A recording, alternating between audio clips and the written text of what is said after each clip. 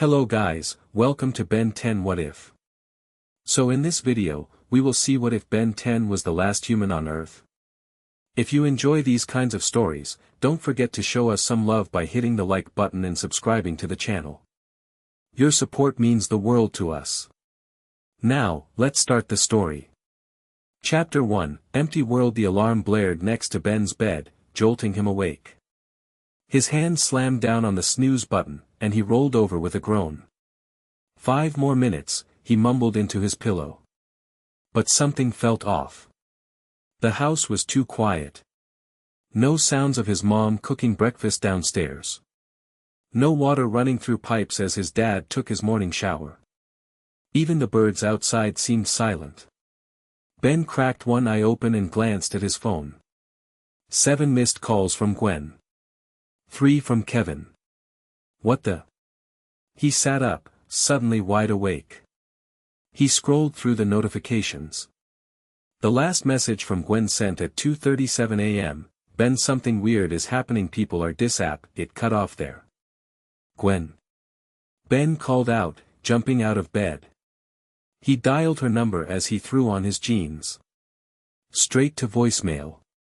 Same with Kevin's. Ben rushed to his parents' bedroom, heart pounding in his chest. Mom. Dad. The door swung open to an empty, neatly made bed. Like they'd never been there at all. This isn't funny. His voice echoed through the empty house.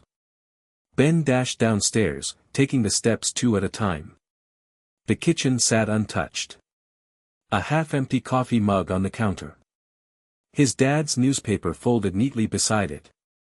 But no people. A chill ran down his spine as he stepped outside onto the porch. The street stretched out before him, lined with houses and parked cars, but devoid of any movement. No joggers. No dog walkers. No kids waiting for the school bus. Hello. Ben called out, his voice sounding small in the vast silence. Anyone? He ran to the next-door neighbor's house and pounded on the door. No answer. He tried the handle, unlocked. Inside, a breakfast sat half-eaten at the table. 4 plates. No people. This can't be happening, Ben muttered, backing away. His hand instinctively went to the Omnitrix on his wrist. The familiar weight grounded him, gave him focus.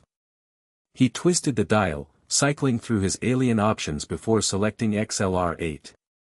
In a flash of green light, his body transformed into the speedy Kineceleron. Time to cover some ground. Ben zoomed through Bellwood at impossible speeds, a blue-black blur racing down empty streets. He checked the school, empty classrooms with backpacks still hanging on chairs. The mall, doors open, lights on, escalators running, but no shoppers. The police station, computers still running, coffee still warm. No bodies. No signs of struggle. Just absence. He skidded to a halt in the town square, transforming back to human form with another green flash. His breath came in short gasps, not from exertion but from rising panic. Hello, he screamed, his voice bouncing off buildings and returning to him mockingly. Is anyone here? Only silence answered. Ben pulled out his phone again, trying emergency services. Nothing. The local radio stations played music on automation. TV channels showed regular programming or test patterns.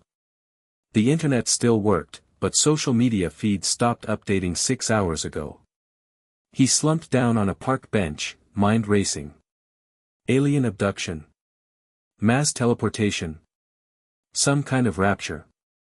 Whatever happened, it targeted humans specifically. The animals he'd seen were still around, pets wandering confused without their owners. Think, Tennyson, he said to himself. What would Grandpa Max do? The plumbers. If anyone would know what was happening, it would be Earth's secret alien defense force. Ben transformed into Stinkfly this time, his body shifting into the insectoid alien with 4 wings and a tail stinger. He took to the skies, buzzing across town toward the hidden plumber base beneath the abandoned hardware store. From above, the emptiness of Bellwood became even more apparent. Cars stopped at green lights. A garden hose left running, flooding a driveway. A bike toppled over on a sidewalk, wheels still spinning slightly. The plumber base entrance slid open as Ben landed and transformed back. The automated systems recognized his Omnitrix signature. "Hello. Max. Magister Patellidae." His footsteps echoed through the underground facility. The main control room glowed with active monitors, showing feeds from around the globe. Every location displayed the same eerie emptiness. Paris without tourists. Tokyo with trains stopped mid-route. New York's Times Square billboards flashing ads to no one. "Come on, there has to be someone," Ben muttered, fingers flying across the control panel. He activated the Global Plumber Communication Network. "This is Ben Tennyson calling any plumber agents. Earth has experienced some kind of mass disappearance event. All humans gone. If anyone can hear this, please respond." He waited, heart pounding. Static filled the speakers. Then, miraculously, a voice crackled through. "Ben Tennyson. This is Plumber Outpost Gamma 9, Lunar Monitoring Station. We've been tracking the situation. Stand by for visual." The main screen flickered to life, showing a blue-skinned Galvan officer, a member of gray matter species, but not one Ben recognized. "Officer Luli reporting," she said. "Approximately 6 Earth hours ago, our sensors detected a massive energy surge encompassing your entire planet. When it subsided, all human biosignatures had vanished. We've been trying to contact any Earth-based plumbers since then." "What do you mean vanished?" Ben asked, gripping the console tightly. "Like, killed? Disintegrated?" "Negative. No residual biomatter consistent with disintegration. No radiation signatures consistent with weaponry. It's as if they were removed. Selectively extracted from the planet." Ben's mind reeled. "But why am I still here? I'm human." Officer Luli's large eyes blinked. "You are human, but you also possess the Omnitrix. Its energy signature might have shielded you somehow." Before Ben could process this, an alarm blared throughout the base. Multiple screens flashed red. "We've got incoming spacecraft," Luli warned. "Dozens of them, breaking atmosphere worldwide. Various species signatures." Ben's blood ran cold. "They're coming because humans are gone, aren't they?" Luli nodded grimly. "Earth just became the most valuable unclaimed real estate in 3 sectors. And the vultures are descending." Ben clenched his fists, a surge of protective anger cutting through his shock and grief. "Not if I have anything to say about it." The radar showed 3 ships heading directly for Bellwood. Scavengers, probably. Coming to pick through the remains of human civilization while it was still fresh. "I'll contact Azimuth," Luli said. "If anyone might know what happened, do that." Ben cut her off, already heading for the exit.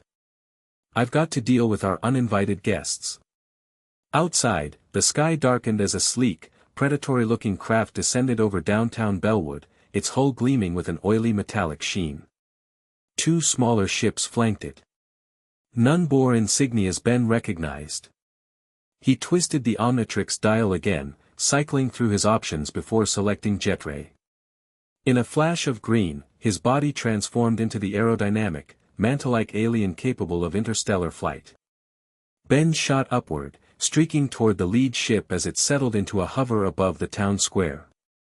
A hatch opened in its underside, and figures began descending on gravity platforms, hunched, scale-covered aliens with multiple eyes and specialized equipment strapped to their backs. "Hey!" Ben shouted, flying directly in front of the lead scavenger. "This planet's off-limits." The alien jerked back in surprise, then chittered something to its companions in a language Ben didn't understand. One pulled out a scanner, pointing it at him. "Omnitrix detected," it said in broken English. "Tennyson. Impossible. Humans gone.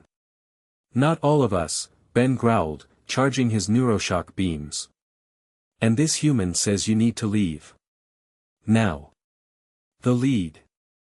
Scavenger laughed, a wet, gurgling sound. Planet unclaimed. Free salvage.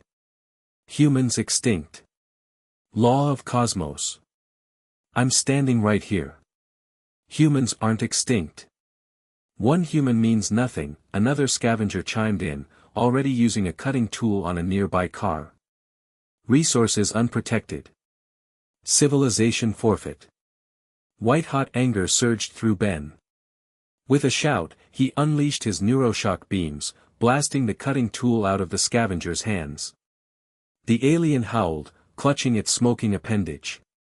I won't say it again, Ben warned, hovering menacingly. Get off my planet. The lead scavenger pulled out a weapon, a nasty-looking energy pistol. Tennyson valuable too. Many bounties. Many collectors. A blast of sickly yellow energy shot toward Ben, who dodged with Jetray's incredible speed. The beam hit a storefront behind him, melting glass and metal instantly. That's it. Time to dial it up. Ben tapped the Omnitrix symbol on his chest, shifting forms again in a flash of green. Humongosaur, he bellowed as his body grew massive, towering over the scavengers, his thick dinosaur-like hide covered in armored plates. Ben grabbed the nearest gravity platform and flung it into the ship hovering above, sending it spinning. With earth-shaking steps, he charged the scavengers, who scattered in panic. I said. Get. Off. My. Planet. Each word was punctuated by a massive fist slamming into the ground, sending shockwaves that toppled the aliens. The lead scavenger frantically barked orders, and the group scrambled back toward their ship. Ben grabbed an abandoned bus from nearby and hurled it at the smaller flanking craft, clipping its propulsion system. The ship spun wildly before crashing into an empty field outside town. Tennyson crazy, the lead scavenger shouted as they retreated into their main vessel. Planet not worth it. Not worth it. Ben watched as the damaged ships retreated into the atmosphere, his massive chest heaving with exertion and rage. As they disappeared from sight, the adrenaline drained from his system, leaving him hollow. He shifted back to human form and sank to his knees in the middle of the empty square. Mom. Dad. Gwen. Kevin. Grandpa Max, he whispered, the names catching in his throat. Where are you? The silence of the empty world pressed in around him, suffocating in its totality. Ben had never felt so utterly alone. His communicator beeped, startling him. Luli's voice crackled through. Ben. More ships are incoming. Different signatures. And, we've made contact with Tetrax. He's en route to your location. Says he might know something about what happened. Ben squared his shoulders and stood up. There would be time to grieve later. Right now, Earth, humanity's home, needed protection. And he was the only one left to provide it. Tell him to hurry, Ben said, eyeing the sky where new contrails were forming. Looks like I'm going to be busy. The next 12 hours passed in a blur of confrontations. Ben lost count of how many times he transformed, how many opportunistic aliens he drove away from Bellwood. Some came to loot. Others to scout for colonization. A few simply to gawk at the planet suddenly stripped of its dominant species. Exhaustion pulled at every muscle as Ben finally returned to the plumber base, collapsing into a chair in the control room. The monitors showed similar scenes playing out globally, alien ships hovering over major cities, landing in remote areas, probing Earth's suddenly available resources. I can't be everywhere at once, Ben muttered, running his hands through his hair in frustration. You won't have to be, a gravelly voice responded from the doorway. Ben whirled around to see Tetrax Shard stepping into the room. The Petrosapian bounty hunter's crystalline body gleamed under the base's lights. Tetrax! Ben exclaimed, some of the crushing loneliness lifting at the sight of a familiar face. Man, am I glad to see you. Tetrax nodded, his crystalline features impossible to read, but his voice somber. I came as soon as I heard. The news is spreading fast across the galaxy. Humans vanish, Earth for the taking. Every scavenger, prospector, and colonist within 10 parsecs is heading this way. But what happened? Where did everyone go? Tetrax placed a data crystal on the console, which projected a holographic display of Earth surrounded by strange energy readings. I've seen these patterns before, though never on this scale, he said grimly. Mass quantum displacement. Whoever did this moved the entire human population, somewhere else. Hope flared in Ben's chest. So they're not dead. They're just displaced. We can get them back. Theoretically. But this kind of technology is beyond almost any species I know. Tetrax paused. Except perhaps the Contumelia or who? There are stories, legends really, about an entity called Kronos. A cosmic collector who preserves species he deems worthy before their extinction. Ben frowned. Humans weren't facing extinction. That you know of. Tetrax's crystalline hand pointed to a secondary readout. These energy signatures detected by the lunar outpost. They match residual patterns from 2 other worlds whose populations vanished mysteriously. Both planets experienced catastrophic events within 1 solar cycle of the disappearances. What are you saying? That something was coming to wipe out humanity, and this Kronos took everyone to save them? It's just a theory. Tetrax straightened up. But we need more information. And quickly. The longer Earth sits empty, the harder it will be to defend. As if on cue, the base's proximity alarms blared again. But instead of showing more ships, the system highlighted a massive energy buildup just outside Bellwood. That's not a ship, Ben said, studying the readings. It looks like a teleporter. They raced outside, Ben transforming into XLR-8 again to match Tetrax's hoverboard speed. They arrived at the outskirts of town just as a massive circular platform of energy coalesced in an empty field. With a thunderous boom, the teleporter activated, and where empty space had been moments before, a massive installation now stood, prefabricated structures, heavy equipment, and dozens of humanoid robots already moving with purpose. A flag unfurled at the center of the complex, bearing an insignia of a stylized planet being drilled into. Below it, in multiple languages including English, the words, Harvester Corporation, Resource Reclamation Division. This isn't good, Tetrax muttered. The harvesters don't scavenge. They strip. Entire planets, methodically drained of resources. As they watched, a sleek shuttle descended from the clouds, landing in the center of the rapidly assembling base. A ramp extended, and a tall figure emerged, vaguely humanoid but with gray-blue skin and 4 arms. He wore an elaborate uniform with officer insignia. Commander Drez, Tetrax identified the figure.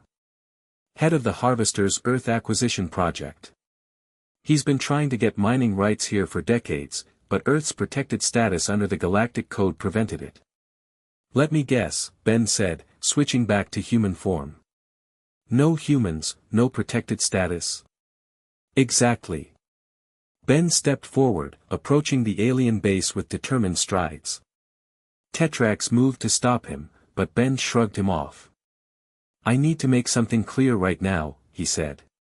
Before this gets any further. Perimeter sensors must have detected them, because Commander Drez turned in their direction, his 4 eyes narrowing as he spotted Ben. He said something to his subordinates, then walked to meet them at the edge of the base.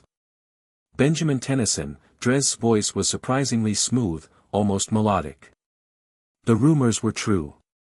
1 human remains. All humans remain, Ben corrected firmly. They're just, not here right now. And I'm giving you one warning, pack up and leave. Earth isn't open for business. Drez's mouth stretched into what might have been a smile on his alien face. I'm afraid that's not how galactic law works, young Tennyson. With the absence of the dominant sentient species, Earth's protected status has been automatically revoked. The harvesters have filed the first claim for resource development rights. You filed paperwork? Ben couldn't keep the disbelief from his voice. While everyone was missing. Business continues, Dres said with a shrug of his 4 shoulders. Nothing personal. Just efficiency. Well, here's my counter-offer, Ben said, activating the Omnitrix. You leave now, or I make you leave. Dres didn't flinch. Violence against licensed corporate entities constitutes a violation of Galactic Code Section 317. Even you, with your privileged status, would face severe sanctions. There won't be any violence if you just leave peacefully, Ben countered. Unfortunately, our operation timetable doesn't allow for delays. Dres gestured around him.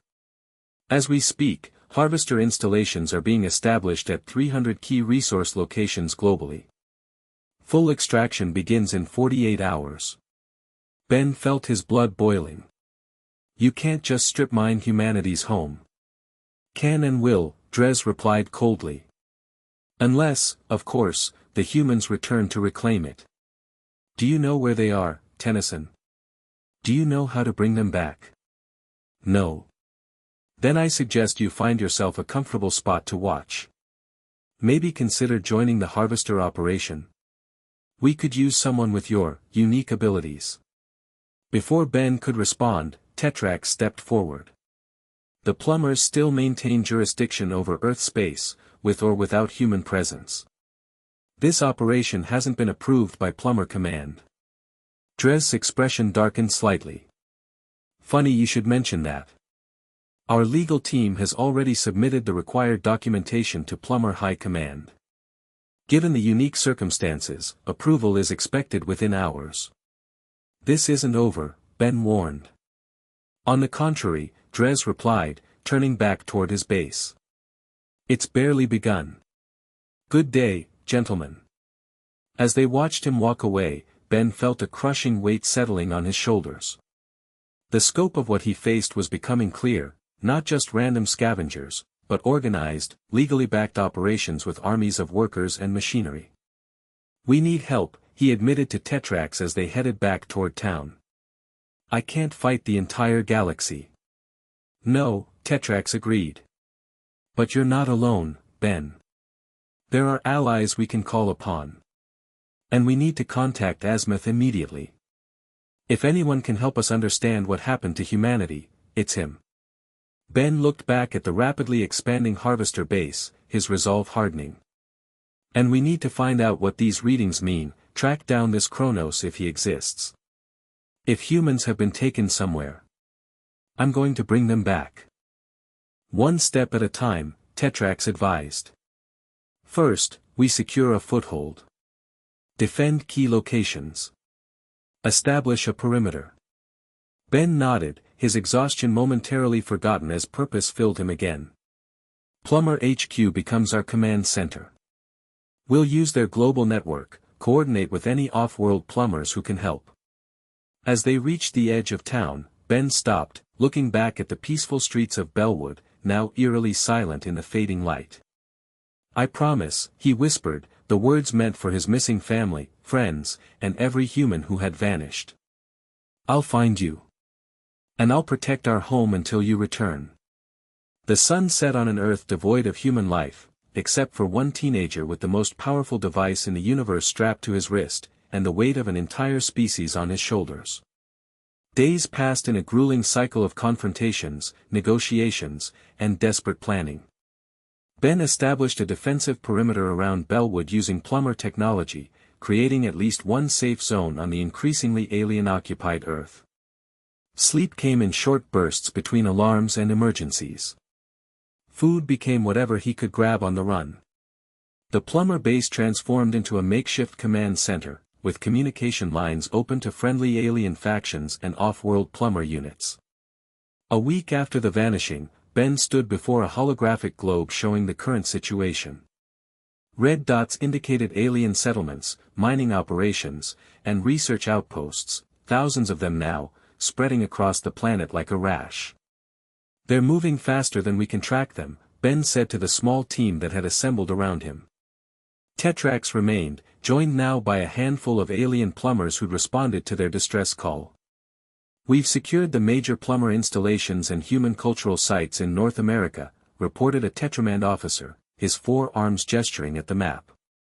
But we don't have the numbers to expand further. The harvester operations are the most concerning, added a feline bottet analyst. They've established major extraction facilities on every continent. At their current rate, they'll remove 3% of Earth's rare minerals within a month. Ben rubbed his tired eyes. Any word from Azimuth? Tetrax shook his head. Still nothing. But we did receive this data packet from the lunar outpost. He activated a side screen showing energy readings from the night of the disappearance. They've been analyzing the quantum signature of the displacement event. It matches fragments of ancient technology discovered in the Andromeda Galaxy 3 centuries ago. Chronos? Ben asked. Possibly. The technology appears to create pocket dimensions, self-contained universes where time flows differently.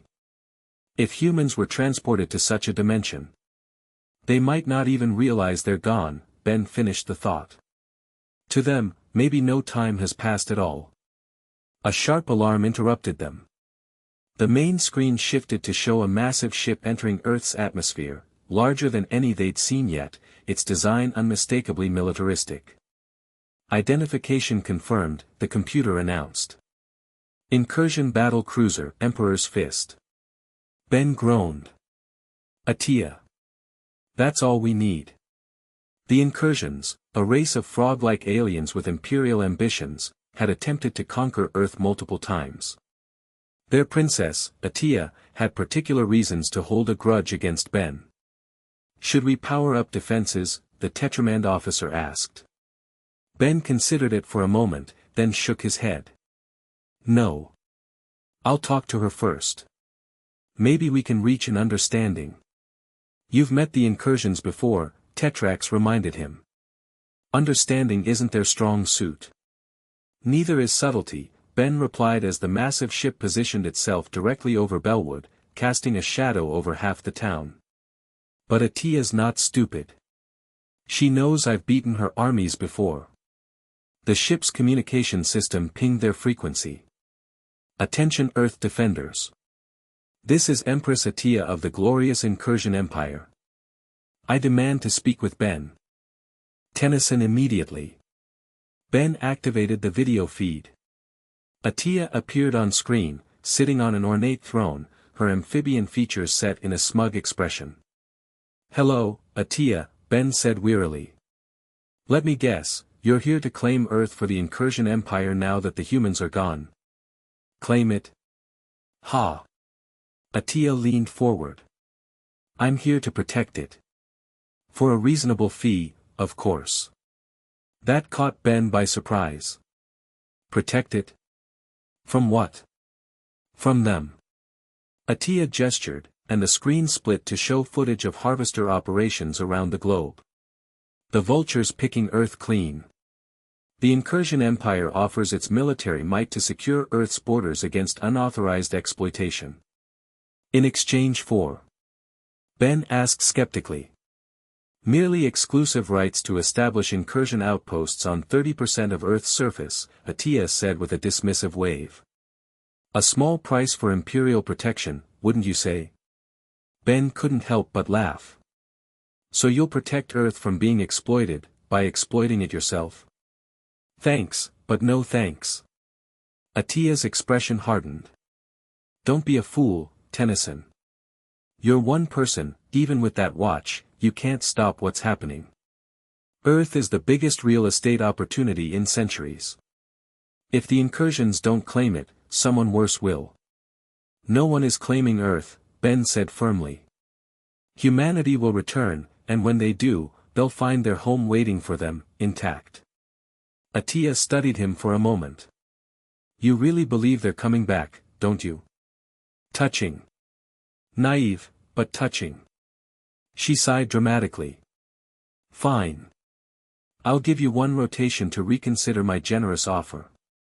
After that, the incursions will establish our presence with or without your blessing. The communication cut off abruptly. That went well, Tetrax commented dryly. Ben turned back to the holographic globe. We need to accelerate our plan. Atiya's right about one thing, we can't keep playing defense. What do you suggest? Asked the Batet analyst. Ben zoomed the map to focus on the largest harvester operation, located in what used to be the Australian outback. We hit them where it hurts. Show them and everyone else that Earth isn't up for grabs. A direct assault? Tetrax looked concerned. That's a major installation with heavy defenses. Not an assault, Ben corrected. A statement. I just need to get close enough to their main processing facility. Before they could discuss further, the base's sensor array pinged again. This time, the alert was different, not an approaching ship, but an energy signature detected in the desert outside Bellwood. That pattern. The Bastet's ears perked up. It matches the displacement event, but on a micro scale. Ben's heart leapt. Someone's coming back. They rushed to the monitoring station. The energy readings pulsed rhythmically, building toward what looked like a localized teleportation event. Coordinates locked, the computer announced. Displacement event imminent in Sector 7. Ben didn't wait for more. He transformed into XLR-8 and shot out of the base, racing toward the desert location at supersonic speed. Behind him, he heard Tetrax and the others scrambling to follow. The desert location glowed with swirling energy when Ben arrived, skidding to a halt at a safe distance. The air shimmered and crackled, folding in on itself to create a portal barely large enough for a single person. Ben shifted back to human form, holding his breath as a figure stepped through. Not human. Definitely not human. The small gray figure that emerged from the portal was unmistakable, Azimuth, creator of the Omnitrix and the smartest being in 3 galaxies, possibly 5, as he often reminded everyone. Azimuth. Ben rushed forward as the portal collapsed behind the Galvan. Tennyson, Azimuth acknowledged with his usual lack of enthusiasm. I see you've managed to avoid whatever happened to the rest of your species. Do you know what happened? Ben asked eagerly. Can we get them back? Azimuth held up a tiny hand. One question at a time. Yes, I have a theory about what happened, based on the energy signatures and historical records.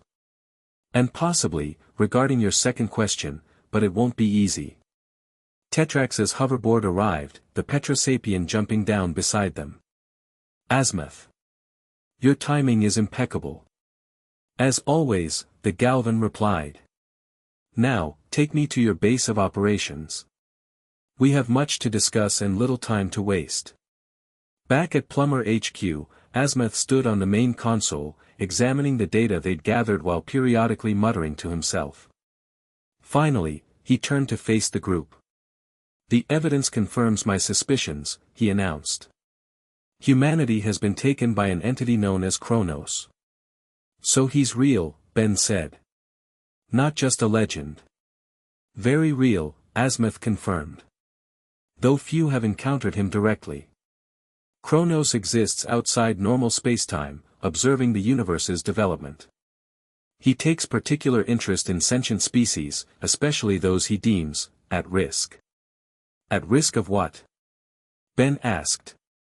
Extinction. Self-destruction. Cosmic accidents. Azimuth paced across the console. Kronos preserves these species in pocket dimensions where time flows differently.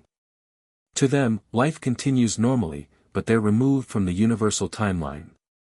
Hope surged through Ben. So my family, my friends, they're all alive. In some kind of bubble universe?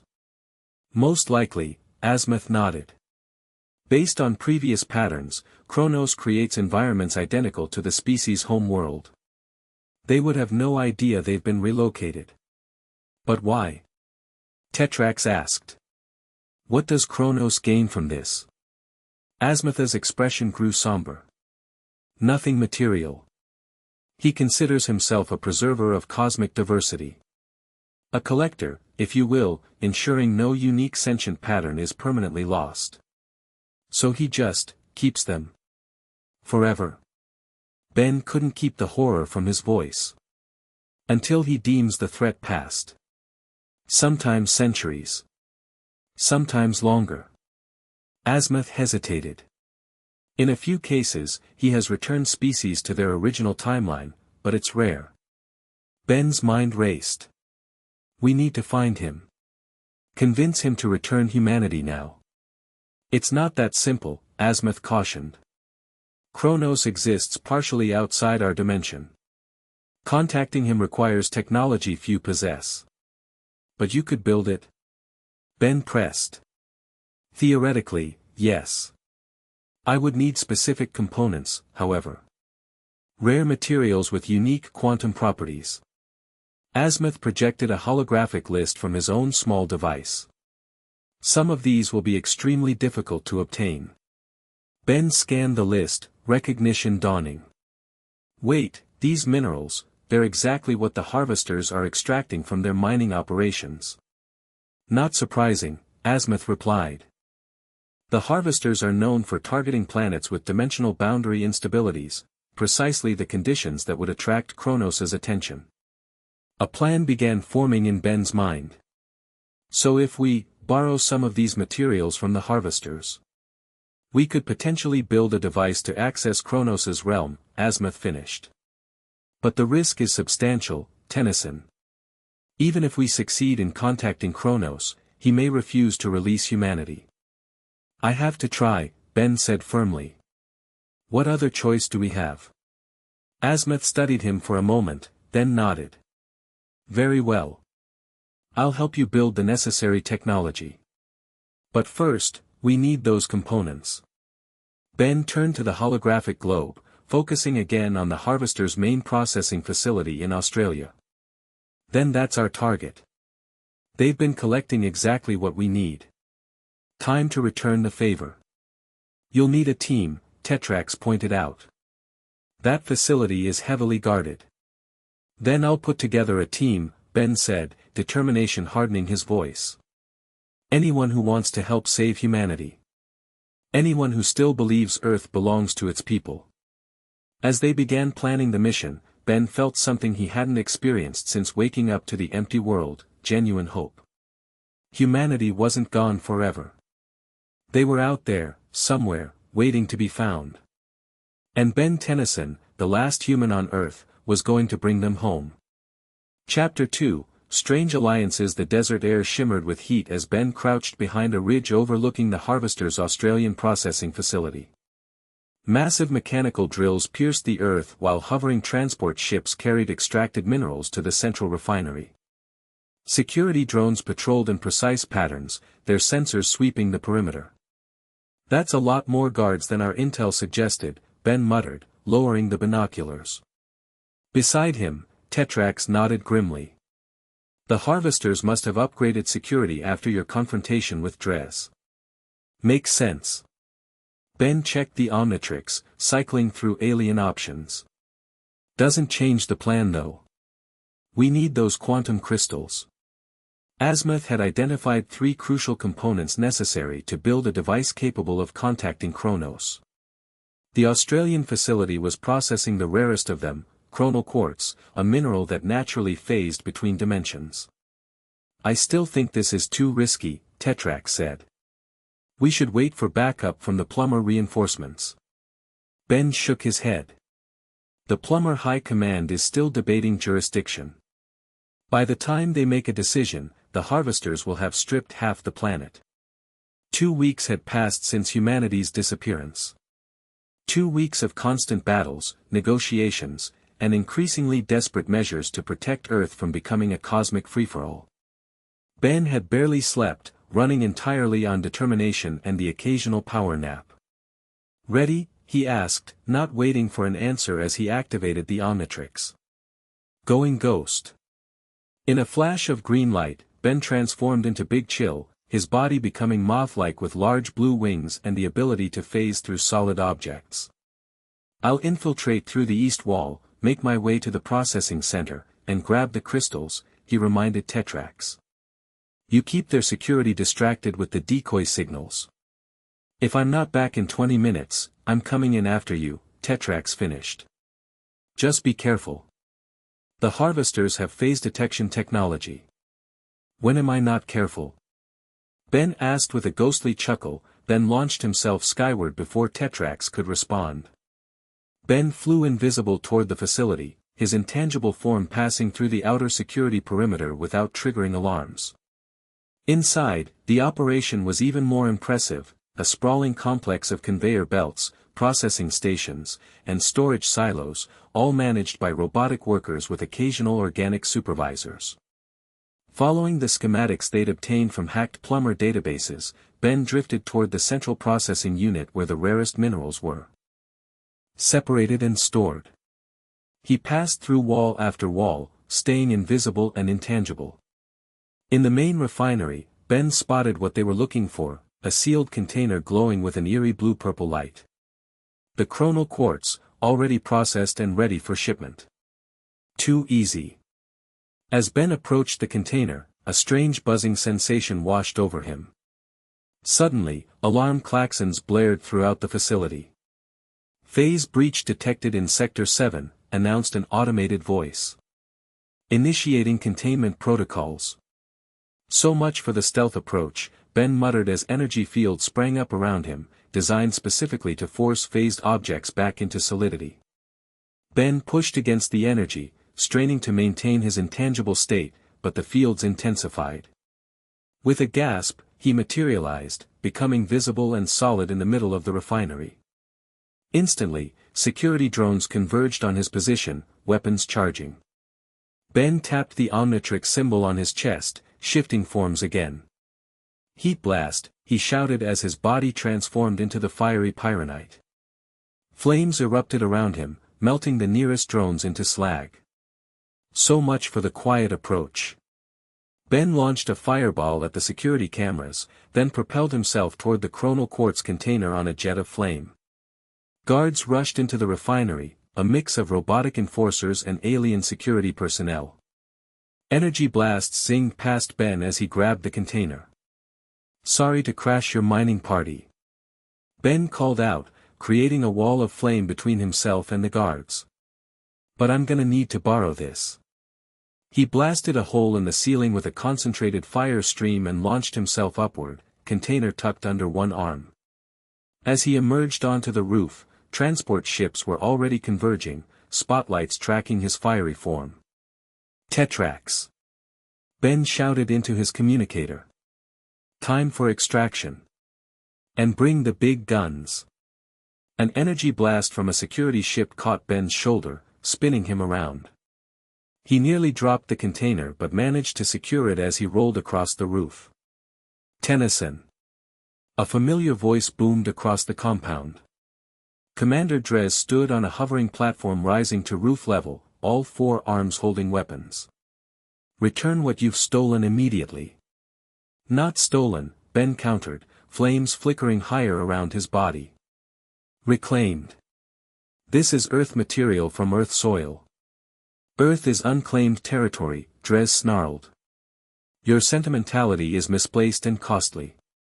He raised his primary weapon. Last chance. Surrender the quartz and yourself. Ben's response was to hurl a massive fireball directly at Drez's platform. The commander dodged with surprising agility, returning fire with all four weapons simultaneously. The roof beneath Ben exploded, sending him tumbling through the air. He shifted forms mid-fall, transforming into Jetray to stabilize his flight, the container still clutched in his talons. I could do this all day, Drez. Ben shouted, firing neuroshock beams from his eyes to disable the nearest security ship. But can your friend? Drez replied coldly, pointing to where Tetrax's position had been. Smoke rose from behind the ridge. Ben's heart dropped. What did you? A massive explosion rocked the entire facility, but not from Tetrax's position. From inside the refinery itself. Alarms blared with renewed urgency as fire suppression systems activated throughout the complex. What the? Dres spun around, momentarily distracted. A sleek, blue blur shot across the compound, moving so fast it was nearly invisible. Security drones toppled in its wake, systems shorting out as the streak passed them. An XLR-8. But who? The blur shot upward, leaping impossibly high to reach Ben's altitude. As it neared, Ben realized it wasn't him as XLR-8, this Kineceleran was slimmer, with distinctly feminine features behind the black visor. She grabbed Ben mid-air, her momentum carrying them both away from the facility at breakneck speed. "Hold on," she shouted, her voice accented in a way Ben couldn't place. "Who are you?"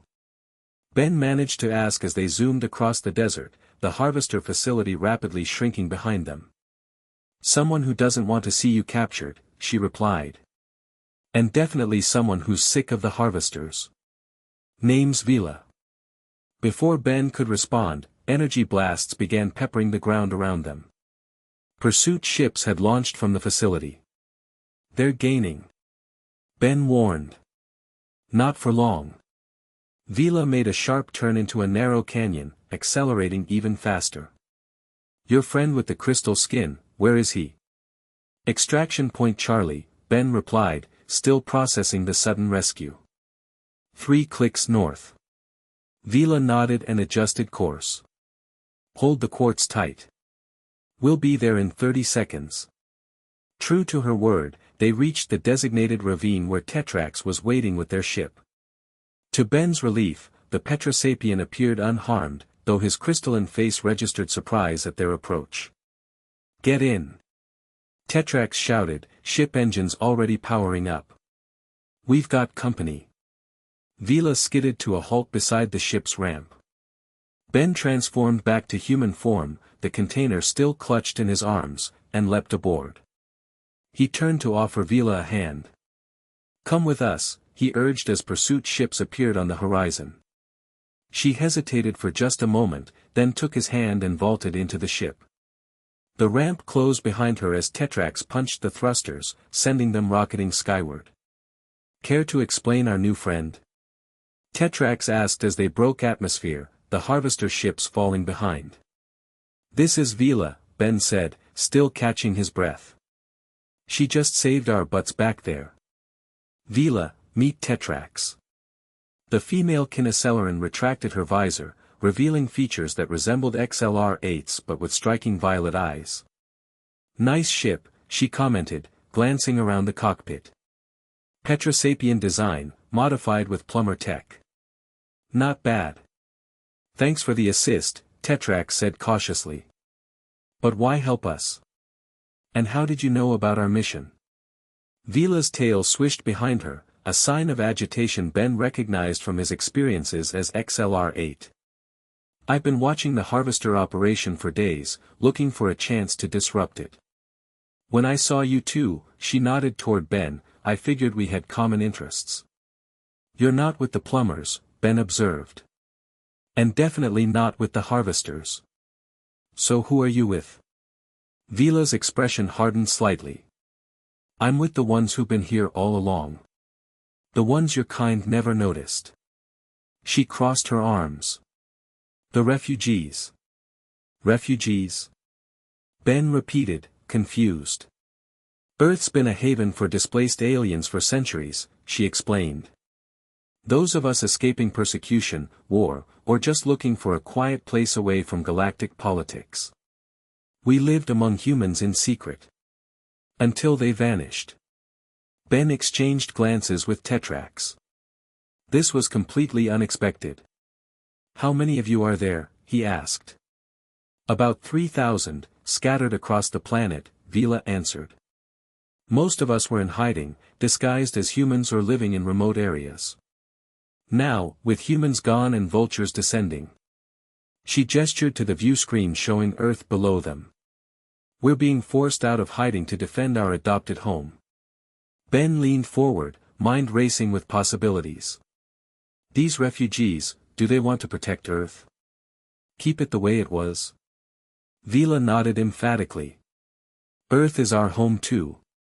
We don't want to see it stripped bare or carved up by corporate interests. But we're outnumbered and outgunned. A slow smile spread across Ben's face, the first genuine smile since humanity's disappearance. Not anymore, you're not. The ship descended toward what appeared to be an ordinary mountain in the Colorado Rockies. As they approached, a section of rock face shimmered and disappeared, revealing a hangar entrance. Holographic camouflage, Ben noted, impressed. Nice setup. We've had decades to prepare, Vila replied as Tetrax guided the ship inside. Humans weren't the only ones with doomsday scenarios. The hangar contained a surprising variety of spacecraft. Most small or mid-sized, some clearly cobbled together from various technologies, others more sophisticated. As the ramp lowered, Ben was met with a sight that took his breath away, dozens of aliens from at least 15 different species, all watching their arrival with expressions ranging from curiosity to suspicion. "Welcome to Haven," Vila said, stepping ahead to address the gathered crowd. "This is Ben Tennyson, the human with the Omnitrix. And his ally Tetrax." A murmur ran through the assembled aliens. Ben recognized several species, a group of Galvans working on communications equipment, a Tetramand family, even a few Necrophrygians hovering near the ceiling. The Ben Tennyson. A elderly Galvan stepped forward, adjusting spectacles on his tiny face. "The one who defeated Vilgax. Multiple times." "That's me," Ben confirmed with an awkward wave. "Though I'm usually fighting to protect humans, not, well, to find them," offered a female galvanic mechamorph, her circuit-like patterns glowing softly. "Vila told us about your theory, that the humans were taken, not destroyed." "It's more than a theory," Ben replied, holding up the container of chronal quartz. "With this, we're one step closer to finding them and bringing them back." The crowd exchanged glances, some hopeful, others skeptical. An imposing Petrosapian, taller than Tetrax and with darker crystal formations, pushed through the crowd. "And why should we help you bring them back? Humans feared and hunted us for years. Made us hide who we truly are." "Zircon," Vila said in a warning tone. "We agreed to hear them out." "Some humans reacted badly," Ben acknowledged. "I won't deny that. But most never got the chance to know about you. To decide for themselves. And whatever their flaws, they don't deserve to be trapped in some cosmic zoo." "What about us?" Zircon challenged. "With humans gone, we can finally live openly on this world. Build our own society without hiding." "At what cost?" Ben countered. "Look around. Earth is being carved up by the Harvesters, the Incursions, and dozen other factions. Without humanity's protected status, there's nothing stopping them from taking everything. Is that the world you want to live in?" Zircon had no immediate response to that. A slender, plant-like alien that Ben recognized as a Floruna stepped forward. "The human speaks truth. Already the Harvesters have destroyed 3 of our forest sanctuaries. The Incursions have established military bases on sacred lands.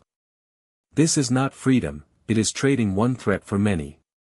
Vila turned to address the entire gathering. "Ben Tennyson has fought to protect Earth for years, from threats human and alien alike. If anyone can help us preserve what we love about this world, it's him." Ben felt a surprising surge of emotion at her words. For 2 weeks, he'd been fighting alone, driven by desperation and duty. Now, suddenly, he wasn't the only one fighting for Earth. "I can't promise it will be easy," he told the assembled refugees. "But I believe we can save this planet, for all of us. Humans and aliens living together, openly. No more hiding." The elderly Galvan stroked his chin thoughtfully. "An intriguing proposition. But what exactly do you propose we do against forces like the Harvesters? Or the Incursion Empire?" Ben smiled. "I was hoping you'd ask that. Let me tell you about a plan we've been working on." Hours later, Ben stood with Vila, Tetrax, and the refugee leadership around a holographic table, finalizing their strategy. Azimuth had been connected via secure communication from the plumber base, his tiny form projected above the table. With the chronal quartz secured, Azimuth explained, we now need two more components, a quantum stabilizer and chromium alloy. Unfortunately, both are already being processed by Harvester operations. The quantum stabilizer is being refined at their North American headquarters, Ben pointed out, highlighting a location in the Nevada desert. And the chromium? Their Atlantic Ocean platform, Tetrax said. A floating facility harvesting deep-sea mineral deposits. Vila leaned forward. We can't hit both simultaneously. We don't have the numbers. We don't need to, Ben replied. The harvesters expect us to target their facilities directly after Australia. So instead, we intercept the shipments after they leave. The hologram shifted to show transportation routes. Every 3 days, they ship processed materials to their orbital station. Smaller, faster ships, minimal security because they rely on secrecy rather than force. Zircon, who had reluctantly joined their planning session, nodded slowly. A surgical strike rather than a frontal assault. That could work. We'll need 2 teams, Ben continued. One to intercept the Nevada shipment, another for the Atlantic cargo. I'll lead the Atlantic team, Tetrax volunteered. My ship can operate underwater if needed. And I'll take Nevada, Vila said. I know the desert terrain better than anyone. Ben nodded. I'll go with Vila. Azimuth, how's the device coming along? The Galvan inventor's projection frowned. Slowly. Even with the chronal quartz, creating a dimensional breach requires precision. One miscalculation could tear open reality itself. No pressure, Ben quipped, though the weight of their task pressed heavily on his shoulders. As the meeting concluded and the others dispersed to prepare, Vila approached Ben privately. You should get some rest, she said, noting his exhausted appearance. You look like you haven't slept in days. I'll sleep when humanity's back, Ben replied with a tired smile. Or at least when we know how to reach them. Vila studied him for a moment. You really care about them. All of them. They're my species. My family. My friends. Ben shrugged. Of course I care. Even though many would fear me. Fear all of us. She gestured around at the refugee base. Ben considered this. People fear what they don't understand. But they can learn. I did. He looked her in the eyes. Humans aren't perfect. We've made plenty of mistakes. But they deserve the chance to do better. Vila's expression softened. You're not what I expected, Ben Tennyson. I get that a lot, he replied with a genuine laugh. What were you expecting? Someone more, arrogant. The stories about you, the wielder of the Omnitrix, savior of the universe, they paint quite a picture. Yeah, well. Ben rubbed the back of his neck awkwardly. I used to be pretty full of myself. Saving the world a few dozen times will do that. But lately. He glanced around the base, at aliens working together to prepare for their mission. Lately I'm just grateful not to be doing this alone anymore.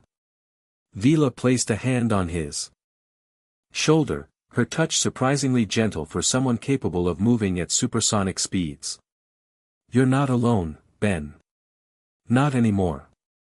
For the first time since waking up to an empty world, Ben truly believed it.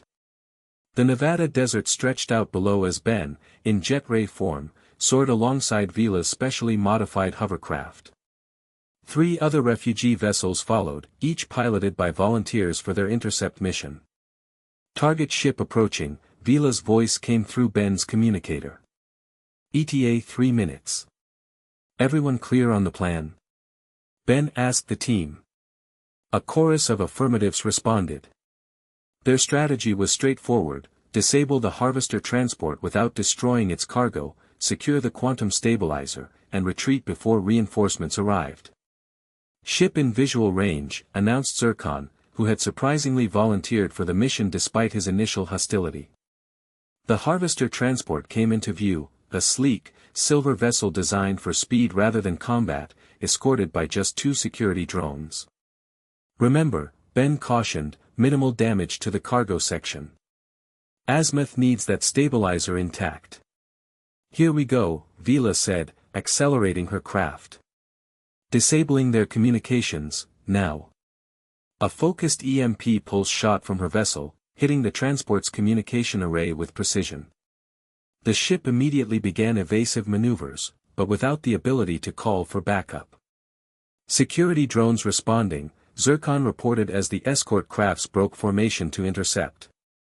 "I've got them," Ben banked sharply, firing neuroshock beams from his eyes. The first drone exploded in a shower of sparks, while the second dodged and returned fire. Below, Veela and the others engaged the transport directly. Her hovercraft pulled alongside the larger vessel while 2 refugee ships moved to boxing positions. "Boarding team, go," Veela ordered. Zircon and 2 other refugees launched from their vessels, using specialized gear to attach to the Harvester ship's hull. The Petrosapiens' crystalline hands morphed into cutting tools, creating an entry point with surprising efficiency. Ben dodged another blast from the remaining security drone, then looped around for a decisive strike. His beam hit directly, sending the drone spiraling toward the desert floor.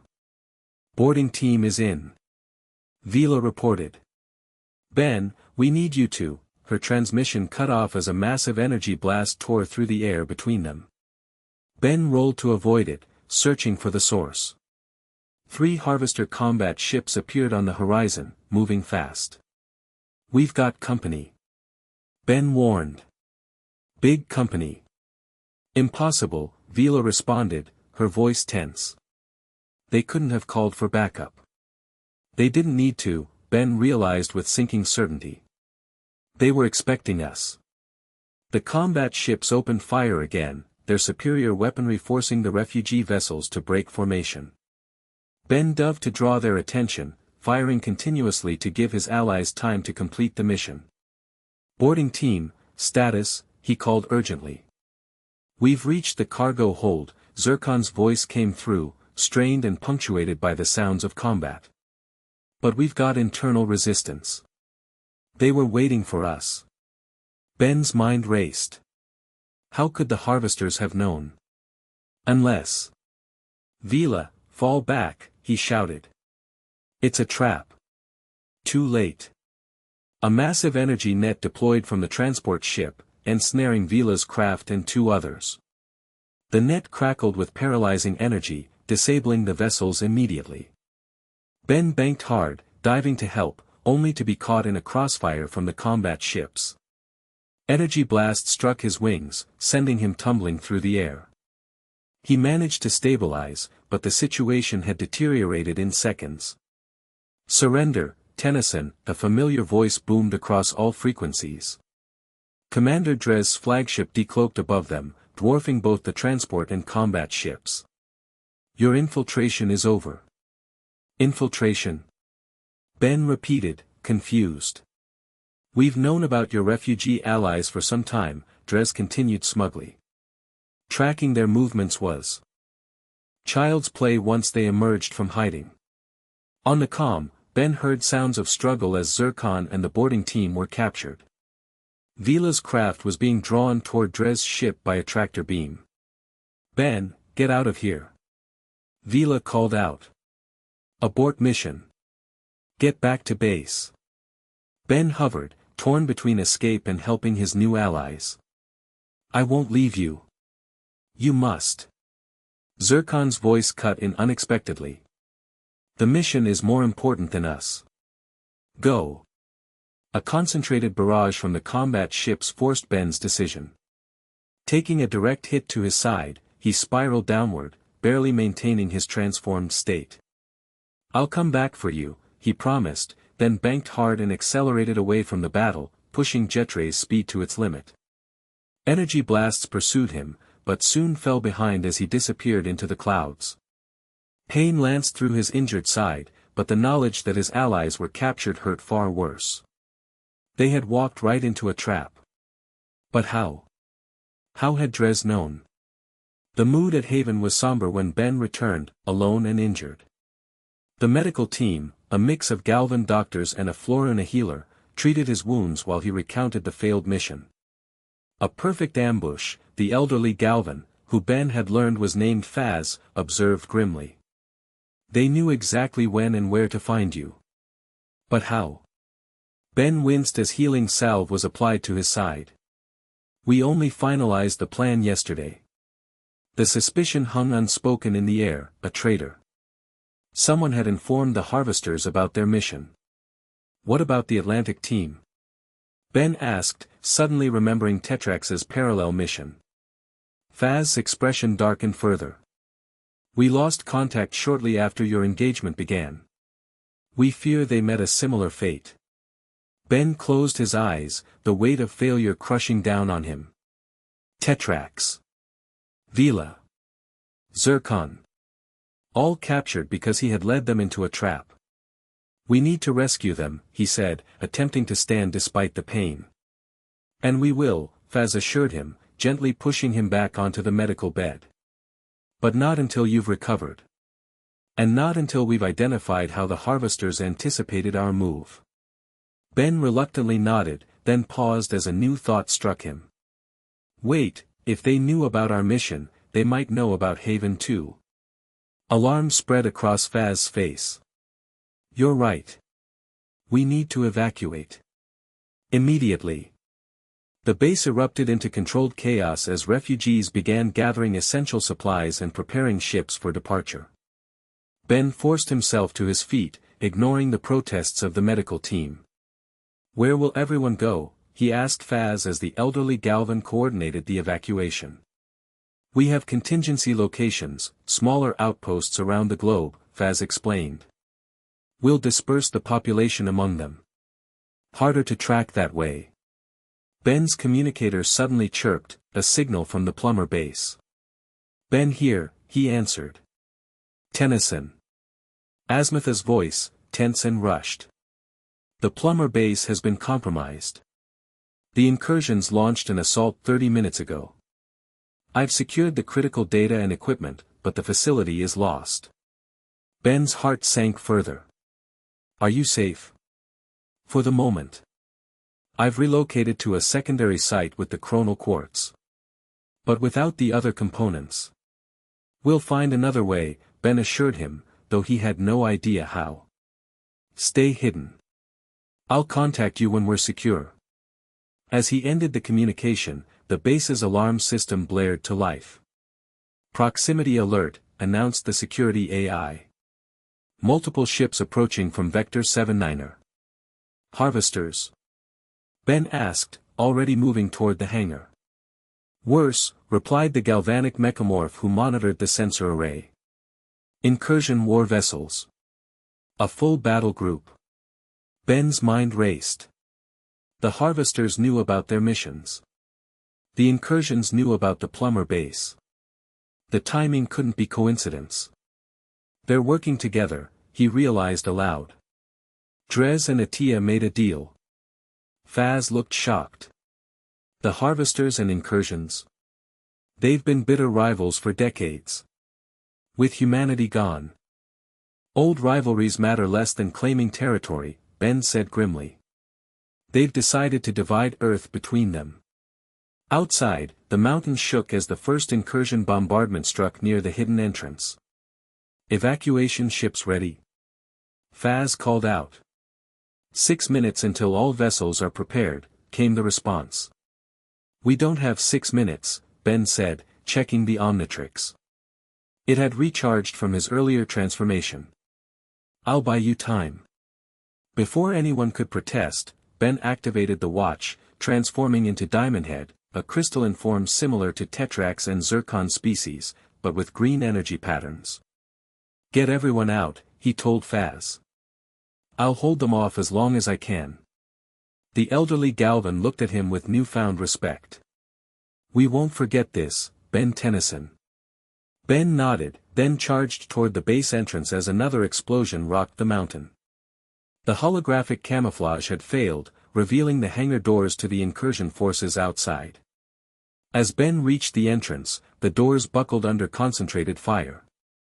With a final metallic groan, they collapsed inward, revealing a squadron of incursion soldiers led by a familiar figure. "There he is!" Atia exclaimed, pointing a royal scepter that doubled as an energy weapon. "The last human. Grab him." "Sorry, Princess," Ben replied, morphing his crystalline arms into razor-sharp blades. "I'm not that easy to grab." He charged forward, deflecting energy blasts with his diamond-hard body. The first wave of incursion troops fell back in surprise as Ben tore through their ranks, not aiming to hurt but to create confusion and delay. "Don't just stand there." Atia shrieked at her soldiers. "Surround him. Use the null field generators." More troops poured in, these equipped with devices Ben recognized as designed to neutralize certain alien abilities. Not good. He changed tactics, slamming his fists into the ground to create a crystalline barrier between the incursions and the hangar interior. The barrier wouldn't hold long, but every second counted. "Evacuation status," he called into his communicator. "First ships launching now," Faz reported. 3 minutes until complete evacuation. "You might want to speed that up," Ben suggested as the incursions began blasting through his crystal wall. He tapped the Omnitrix symbol on his chest, shifting forms again. Humongousaur. His body grew massive, dinosaur-like, filling the entrance tunnel. With a roar that shook loose rocks from the ceiling, Ben charged the incursion forces head-on. The battle became chaotic, Ben using his massive size to block the tunnel while the incursions tried to maneuver around him with jetpacks and grappling gear. He swatted soldiers aside, careful not to use lethal force but making it clear they wouldn't pass easily. "All ships launching," Faz finally reported. "Exit vector clear on the mountain's far side." "Time for me to go too then," Ben muttered, backing up slowly while still fending off incursion attacks. "Oh no you don't." Atia appeared suddenly above her troops, riding a hover platform. She raised a massive cannon that hummed with ominous energy. "No one escapes the incursion empire." She fired. Ben braced for impact, but the blast wasn't aimed at him, it shot past, deeper into the base. A massive explosion rocked the entire mountain as the hangar's rear wall collapsed, cutting off the refugees' escape route. "No!" Ben roared, momentarily distracted. It was all the opening the incursions needed. A null field generator activated directly beneath him, sending waves of energy designed to disrupt the Omnitrix's connection. Ben felt his transformation destabilizing, his massive form beginning to shrink. "Fall back," he ordered through his communicator. "Alternative escape routes. The main tunnel is." A direct hit from Atia's cannon sent Ben flying backward into the base. His transformation failed completely as he crashed into a stack of supply crates. The Omnitrix, overloaded by the null field, flashed red in recharge mode. Incursion troops poured through the breached entrance. Ben struggled to his feet, human once more and vulnerable. His side wound had reopened, blood seeping through his shirt. "Ben!" A small hovering craft piloted by Faz appeared beside him.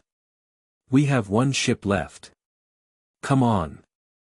Ben leapt aboard just as energy blasts peppered the ground where he'd stood. The craft accelerated deeper into the base, away from the main entrance. "The rear exit is blocked," Ben pointed out as they raced through the hangar. "We're not using an exit," Faz replied grimly, activating a control on the console. Ahead, the solid rock wall shimmered and disappeared, revealing a narrow tunnel barely wide enough for their small craft. "Emergency escape route," Faz explained as they shot into the dark passage. "Cuts through the mountain core." Behind them, the sounds of pursuit grew fainter as the passage twisted and turned through solid rock.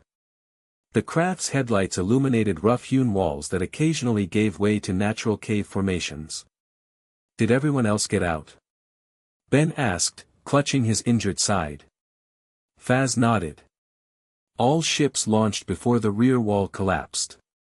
They're scattering to our backup locations as planned." Relief washed over Ben, tempered by the knowledge that they had still lost Haven, and their captured allies remained in enemy hands. "We've lost so much," he murmured. "The Plumber base. Haven. Tetrax and Vila captured. The components we need still in Harvester hands. Yet we survive," Faz replied, his ancient eyes reflecting the determination that had kept the refugees hidden for decades. "And while we survive, we can fight back." The tunnel abruptly ended, opening onto a narrow canyon on the mountain's far side. Faz guided their craft out into the open air, then activated a cloaking device. "Where to now?" Ben asked as they gained altitude, the mountain, now swarming with incursion forces, receding behind them. "I know a place," Faz said. "A location even most refugees don't know about. Something I think you should see." They traveled in silence for hours, heading east across the continent. Ben used the time to rest, allowing the craft's basic medical system to treat his reopened wound. The Omnitrix slowly recharged, its dial gradually shifting from red back to green. As the sun began to set, Faz descended toward what appeared to be an ordinary forest in the Appalachian Mountains. Nothing distinguished it from the countless other wooded areas they'd passed over. "What is this place?" Ben asked as they landed in a small clearing. Faz didn't immediately answer, instead leading Ben through the trees on foot. After a short walk, they reached a massive oak tree, its trunk wider than any Ben had seen before. The elderly Galvin placed his tiny hand against the bark, which shimmered in response. A doorway appeared, revealing a staircase descending into the earth. "This way," Faz said, hopping down the steps with surprising agility for his age. Ben followed, curiosity overriding caution. The staircase led deep underground, illuminated by bioluminescent fungi growing along the walls. They emerged into a vast chamber that took Ben's breath away. The space stretched at least 100 meters in every direction, its walls covered in intricate carvings and strange symbols. At the center stood a structure that resembled a temple, not built of stone, but composed of what appeared to be living metal, flowing and shifting subtly in patterns that hurt Ben's eyes if he looked too long. "What is this place?" he asked, his voice hushed with awe. "We call it the Nexus," Faz replied. "It was here long before humans evolved, perhaps even before the Galvin achieved spaceflight." Ben approached the central structure cautiously. The living metal seemed to respond to his presence, patterns shifting more rapidly as he neared. "Who built it?" "We don't know for certain," Faz admitted. "But the few inscriptions we've managed to translate mention a being that matches the description of Kronos." Ben's heart raced. "You mean this might be connected to whatever took humanity?"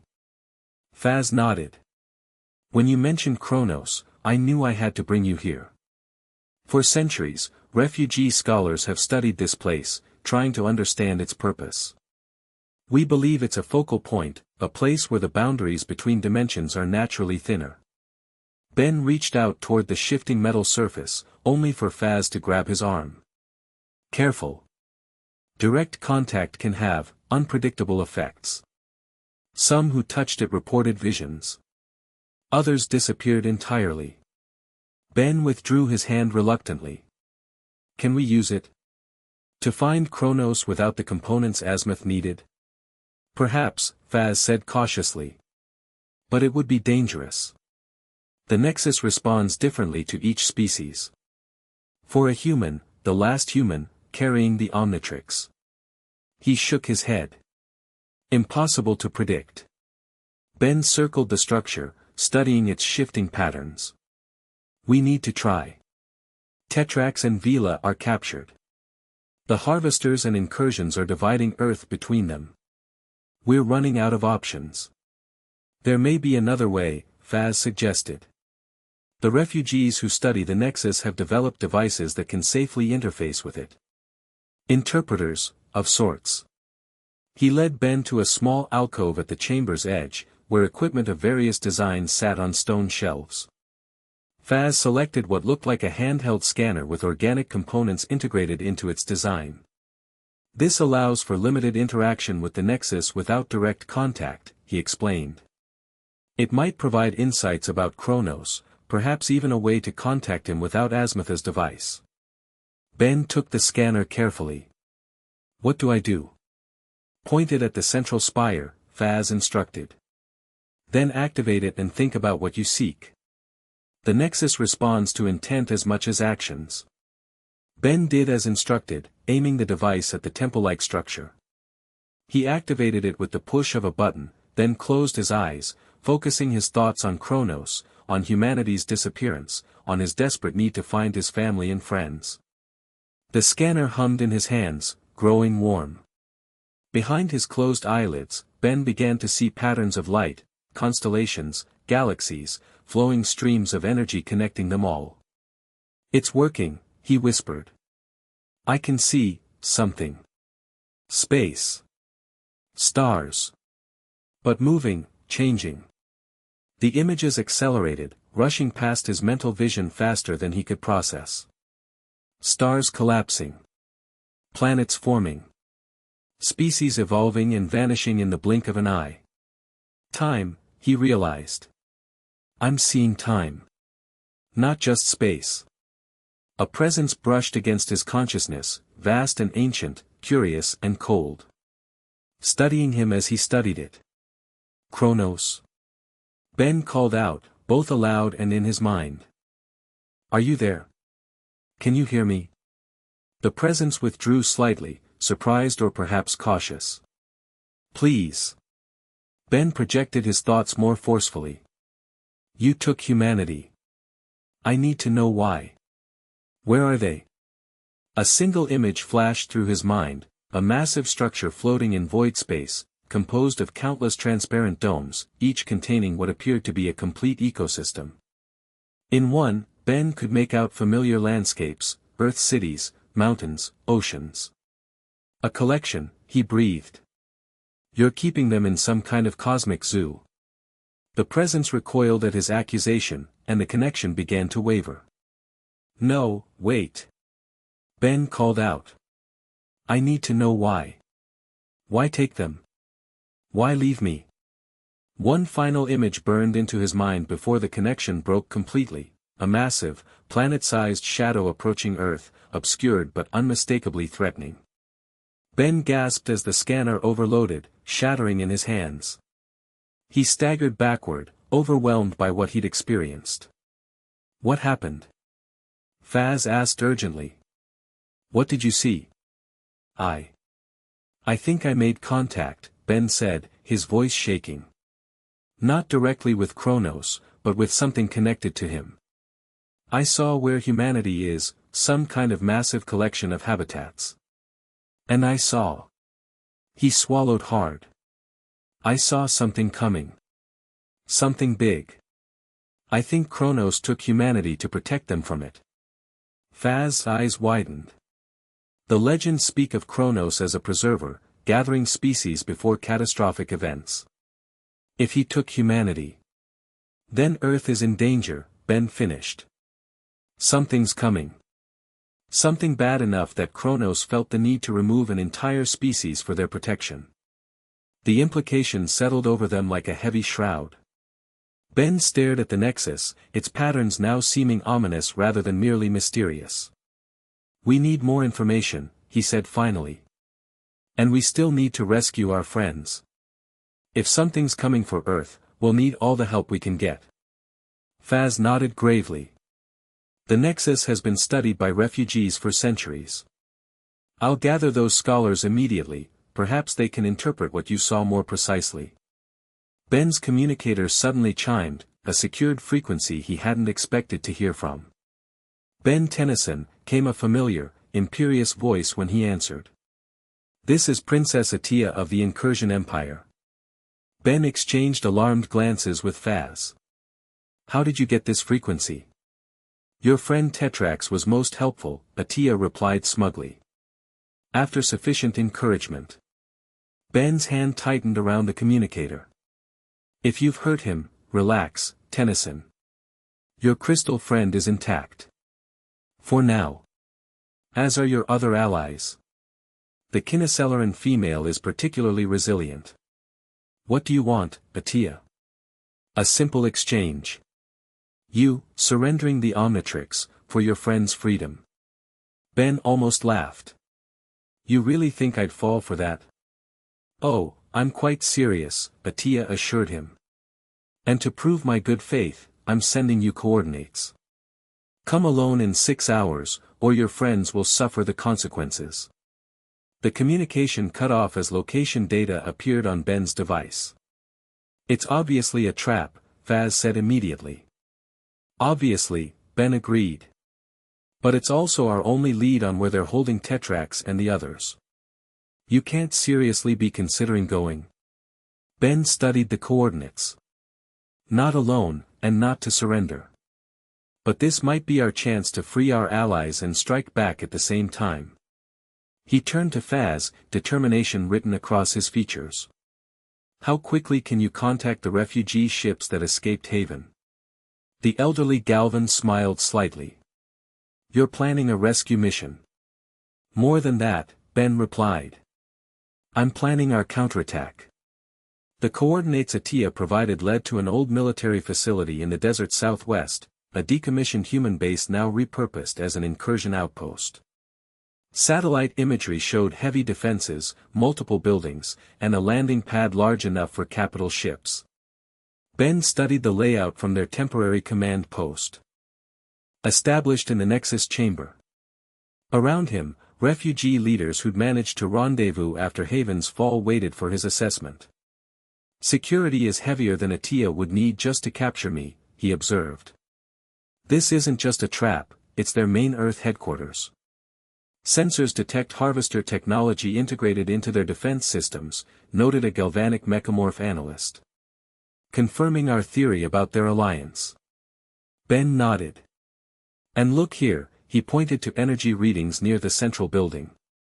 Those signatures match the quantum stabilizer we tried to intercept. So they've brought our objective right to us, remarked a Floruna commander. Along with our captured allies, Ben added. Prison facilities are likely underground, here. He indicated a structure with minimal external features but significant power consumption. The rescue plan they developed was risky but straightforward. While Ben approached the facility openly, appearing to comply with Attia's demands, 3 teams of refugee operatives would infiltrate from different angles, focusing on freeing the prisoners, securing the quantum stabilizer, and disabling the base's defenses. Everyone clear on their objectives? Ben asked the assembled leaders. They nodded, faces set with determination. These weren't professional soldiers, but beings defending their adopted home. What they lacked in military training, they made up for in motivation and knowledge of Earth's terrain. One more thing, Ben said.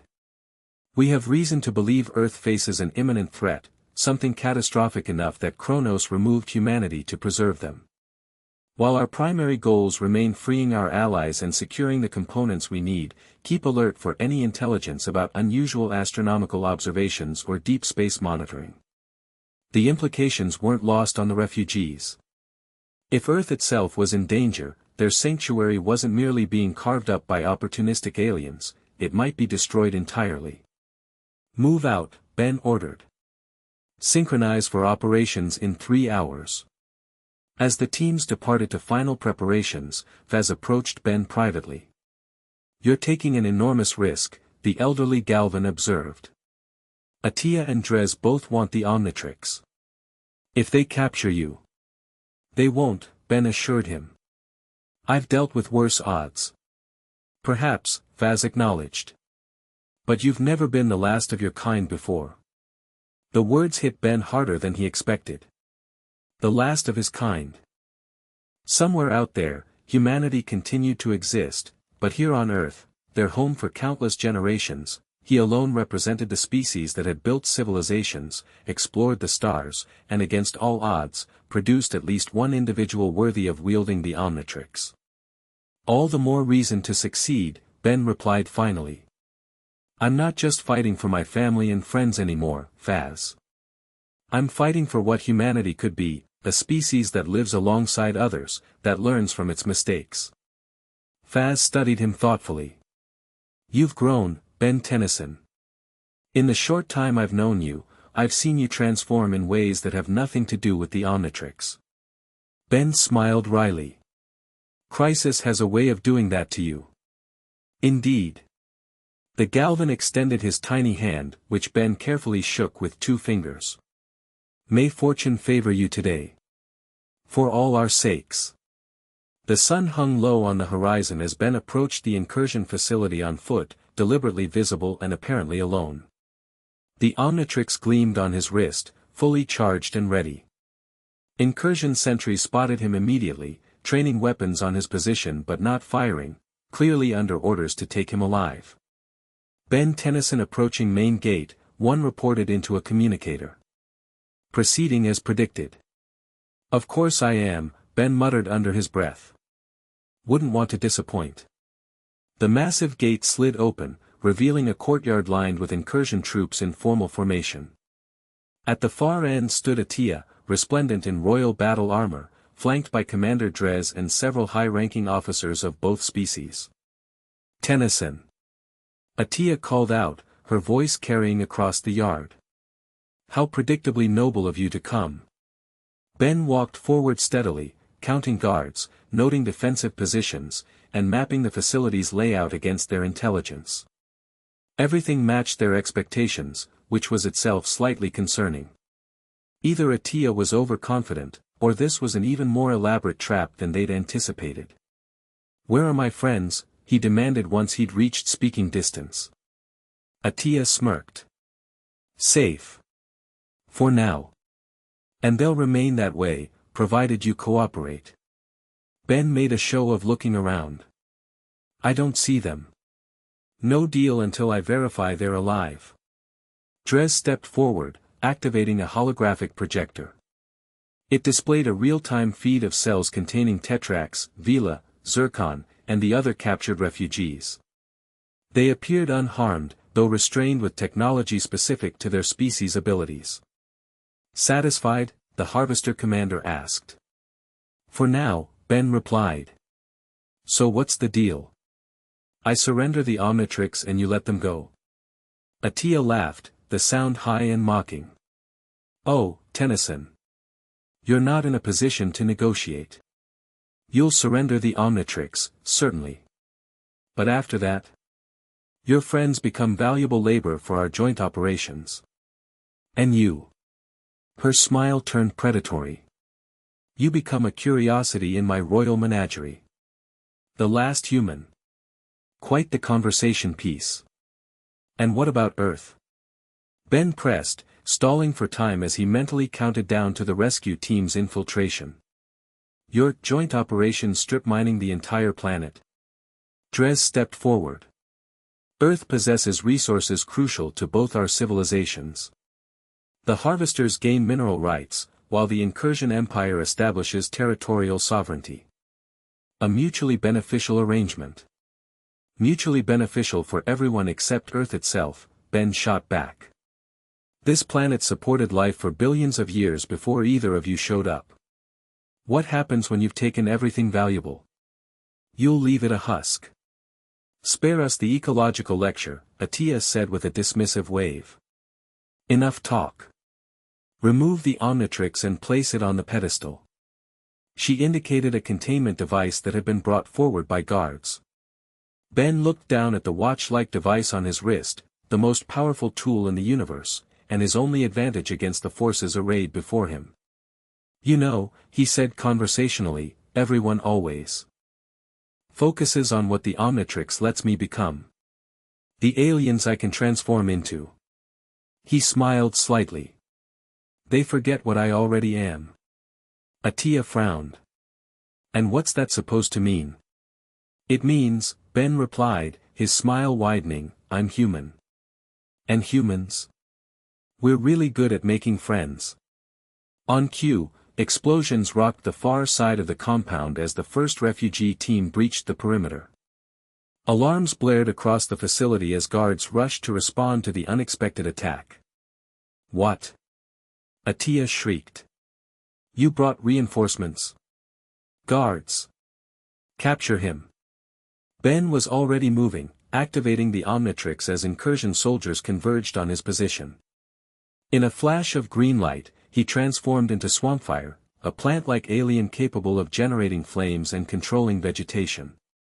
"Let's heat things up," Ben shouted, sending a wave of fire toward the approaching guards while simultaneously causing dormant plant seeds in the courtyard soil to erupt into massive, tangling vines. Chaos engulfed the facility as the refugee teams executed their coordinated assault. From Ben's position, he could see Faz's team infiltrating the prison block while another group engaged the facility's power core. "Kill him," Dres ordered, drawing 4 weapons simultaneously. "Forget the Omnitrix. End this now."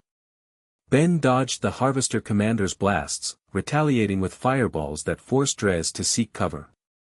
Meanwhile, Atia had retreated to a defensive position, shouting orders to her confused troops. "All units. Defend the primary objective. Secure Chamber 7. Primary objective? Chamber 7. That wasn't in their intel." Before Ben could process this new information, the ground beneath him erupted as a massive incursion battlemech burst through the courtyard floor. The 15-foot robot, piloted by an elite guard, locked onto Ben immediately. "Target acquired," the pilot announced, unleashing a barrage of energy blasts. Ben dove aside, the blasts vaporizing the spot where he'd stood moments before. He retaliated with concentrated fire, but the mech's armor deflected the flames harmlessly. Time to switch tactics. Ben tapped the Omnitrix symbol on his chest, transforming in a flash of green light. "Humungosaur," he roared as his body grew to match the mech's size, reptilian muscles bulging with strength. Ben charged, tackling the battlemech before it could fire again. The 2 giants crashed through the courtyard wall into an adjacent building, sending incursion and Harvester personnel scattering. "You're going down," Ben growled, grappling with the mechanical monstrosity. Tennyson, his communicator crackled to life. "Faz here. We've located the prison block and are freeing the captives now." "Good work," Ben replied, ducking under the mech's mechanical arm and landing a powerful uppercut that sent its head unit spinning. "What about the quantum stabilizer?" "Team 2 reports they've secured it," Faz confirmed. "But we're detecting unusual energy readings from the central building, something much more powerful than we anticipated."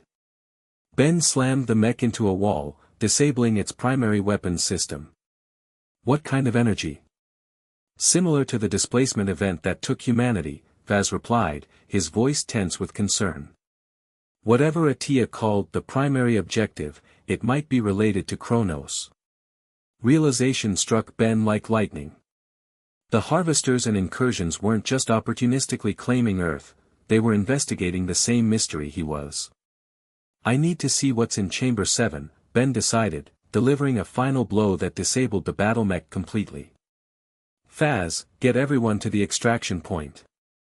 I'll meet you there." "But Ben, that's an order." Ben cut him off. "Get our people to safety." He didn't wait for acknowledgement, already charging toward the central facility. Guards attempted to intercept him, but at his current size and strength, they might as well have been trying to stop a freight train. The central building's security doors crumpled under Ben's assault. Inside, he found a scene that stopped him in his tracks. A massive chamber housed what could only be described as a miniature version of the Nexus Temple, the same flowing, living metal, the same impossible geometries. But while the Nexus had been dormant, this structure pulsed with energy, a swirling vortex forming at its center. Atia and Dres stood before the vortex, operating controls that seemed grafted onto the ancient technology. They turned at Ben's entrance, their expressions a mixture of fury and alarm. "You're too late, Tennyson," Atia declared. "We've stabilized the portal." "Portal to where?" Ben demanded, approaching cautiously. Dres smiled coldly. "To Kronos' realm, of course. Where humanity now resides. Where unimaginable technology awaits those bold enough to claim it." The implications hit Ben like a thunderbolt. "You're going after Kronos? Are you insane? You have no idea what you're dealing with." On the contrary, Dres replied. The harvesters have studied dimensional anomalies for centuries. This portal generator was constructed based on artifacts found on 3 different worlds, each one previously visited by Kronos. We're not just claiming Earth, Atia added, her amphibian features twisted in a triumphant grin. We're claiming what Kronos took from it. Imagine the leverage of holding an entire species hostage. Horror washed over Ben. You can't control Kronos. Whatever took humanity, it's beyond your comprehension. Beyond all of us. Perhaps beyond you, Dres conceded. But not beyond the combined might of our civilizations. The portal's swirling energies intensified, the vortex growing larger. Strange, impossible colors bled into reality around its edges as the boundary between dimensions thinned. It's ready, announced a harvester technician. Portal stability at 70% and holding. Begin the incursion. Atia ordered, the irony of her species' name apparently lost on her. First wave, advance. Heavily armed troops of both species moved toward the portal, weapons ready. Ben couldn't allow this. Whatever lay beyond, whether Kronos himself or merely a pathway to humanity's current location, these invaders would only make things worse. If Kronos perceived a threat, he might never return humanity to Earth. Stop! Ben roared, charging forward. Guards opened fire, energy blasts peppering his dinosaur-like hide. Ben ignored the pain, focused entirely on reaching the portal before the invasion force could enter. Dres drew all 4 of his weapons, unleashing a barrage directly at Ben's face. Temporarily blinded, Ben stumbled, crashing into equipment and sending technicians scattering. Hold him back. Atia screamed as the first troops disappeared into the vortex. The portal must remain open. Ben shook off the disorientation and pressed forward again. With a mighty sweep of his arm, he sent a row of guards flying across the chamber. This ends now, he declared, reaching for the portal's power source, a familiar crystalline object. The chronal quartz they'd stolen from the harvester facility. No. Dres leaped forward with surprising agility, all 4 arms grabbing at Ben's massive hand. You'll destabilize the entire system. Ben ignored him, fingers closing around the crystal. As he pulled it from its housing, the portal began to fluctuate wildly. Portal collapse imminent, shouted a technician. Dimensional integrity failing. The vortex's colors shifted erratically, its boundaries wavering. The troops who had already entered were nowhere to be seen, while those still waiting backed away in alarm. What have you done? Atia shrieked, her royal composure completely abandoned. Ben didn't answer, too focused on the strange sensations emanating from the chronal quartz in his hand. The crystal seemed to be reacting to him specifically, or perhaps to the Omnitrix. It glowed with increasing intensity, tendrils of energy wrapping around his arm. The portal, rather than collapsing completely, began to stabilize again, but in a different configuration. The chaotic energies coalesced, forming a tunnel-like aperture that pulsed in rhythm with the crystal. Impossible, Dres whispered, all 4 eyes wide with astonishment. It's responding to him. To the human. Ben felt a presence brush against his consciousness, the same vast, ancient awareness he'd sensed through the Nexus. Kronos, or some aspect of the entity, reaching through the dimensional barrier. Images flashed through his mind, humanity in their cosmic preserve, unaware of their displacement. The looming threat he'd glimpsed before, now clearer, a massive wave of energy approaching the solar system, capable of sterilizing all life. And something else, recognition. The entity knew him. Had deliberately left him behind when taking humanity. Why? Ben asked aloud, unsure if Kronos could hear or understand. Why leave me? The answer came not in words but in impressions, the Omnitrix, a tool of cosmic significance. Ben himself, a nexus point in potential timelines. A test, perhaps, to see if one human, empowered but alone, would fight to preserve not just his own species but all life on Earth. Tennyson. Atiya's voice broke through his communion. Step away from the portal. Ben blinked, returning to full awareness of his surroundings. The incursion princess had rallied her guards, all weapons now trained on him. Drez stood beside her, his expression calculating. The portal has reconfigured, the Harvester commander observed. It's linked to a different dimensional coordinate now.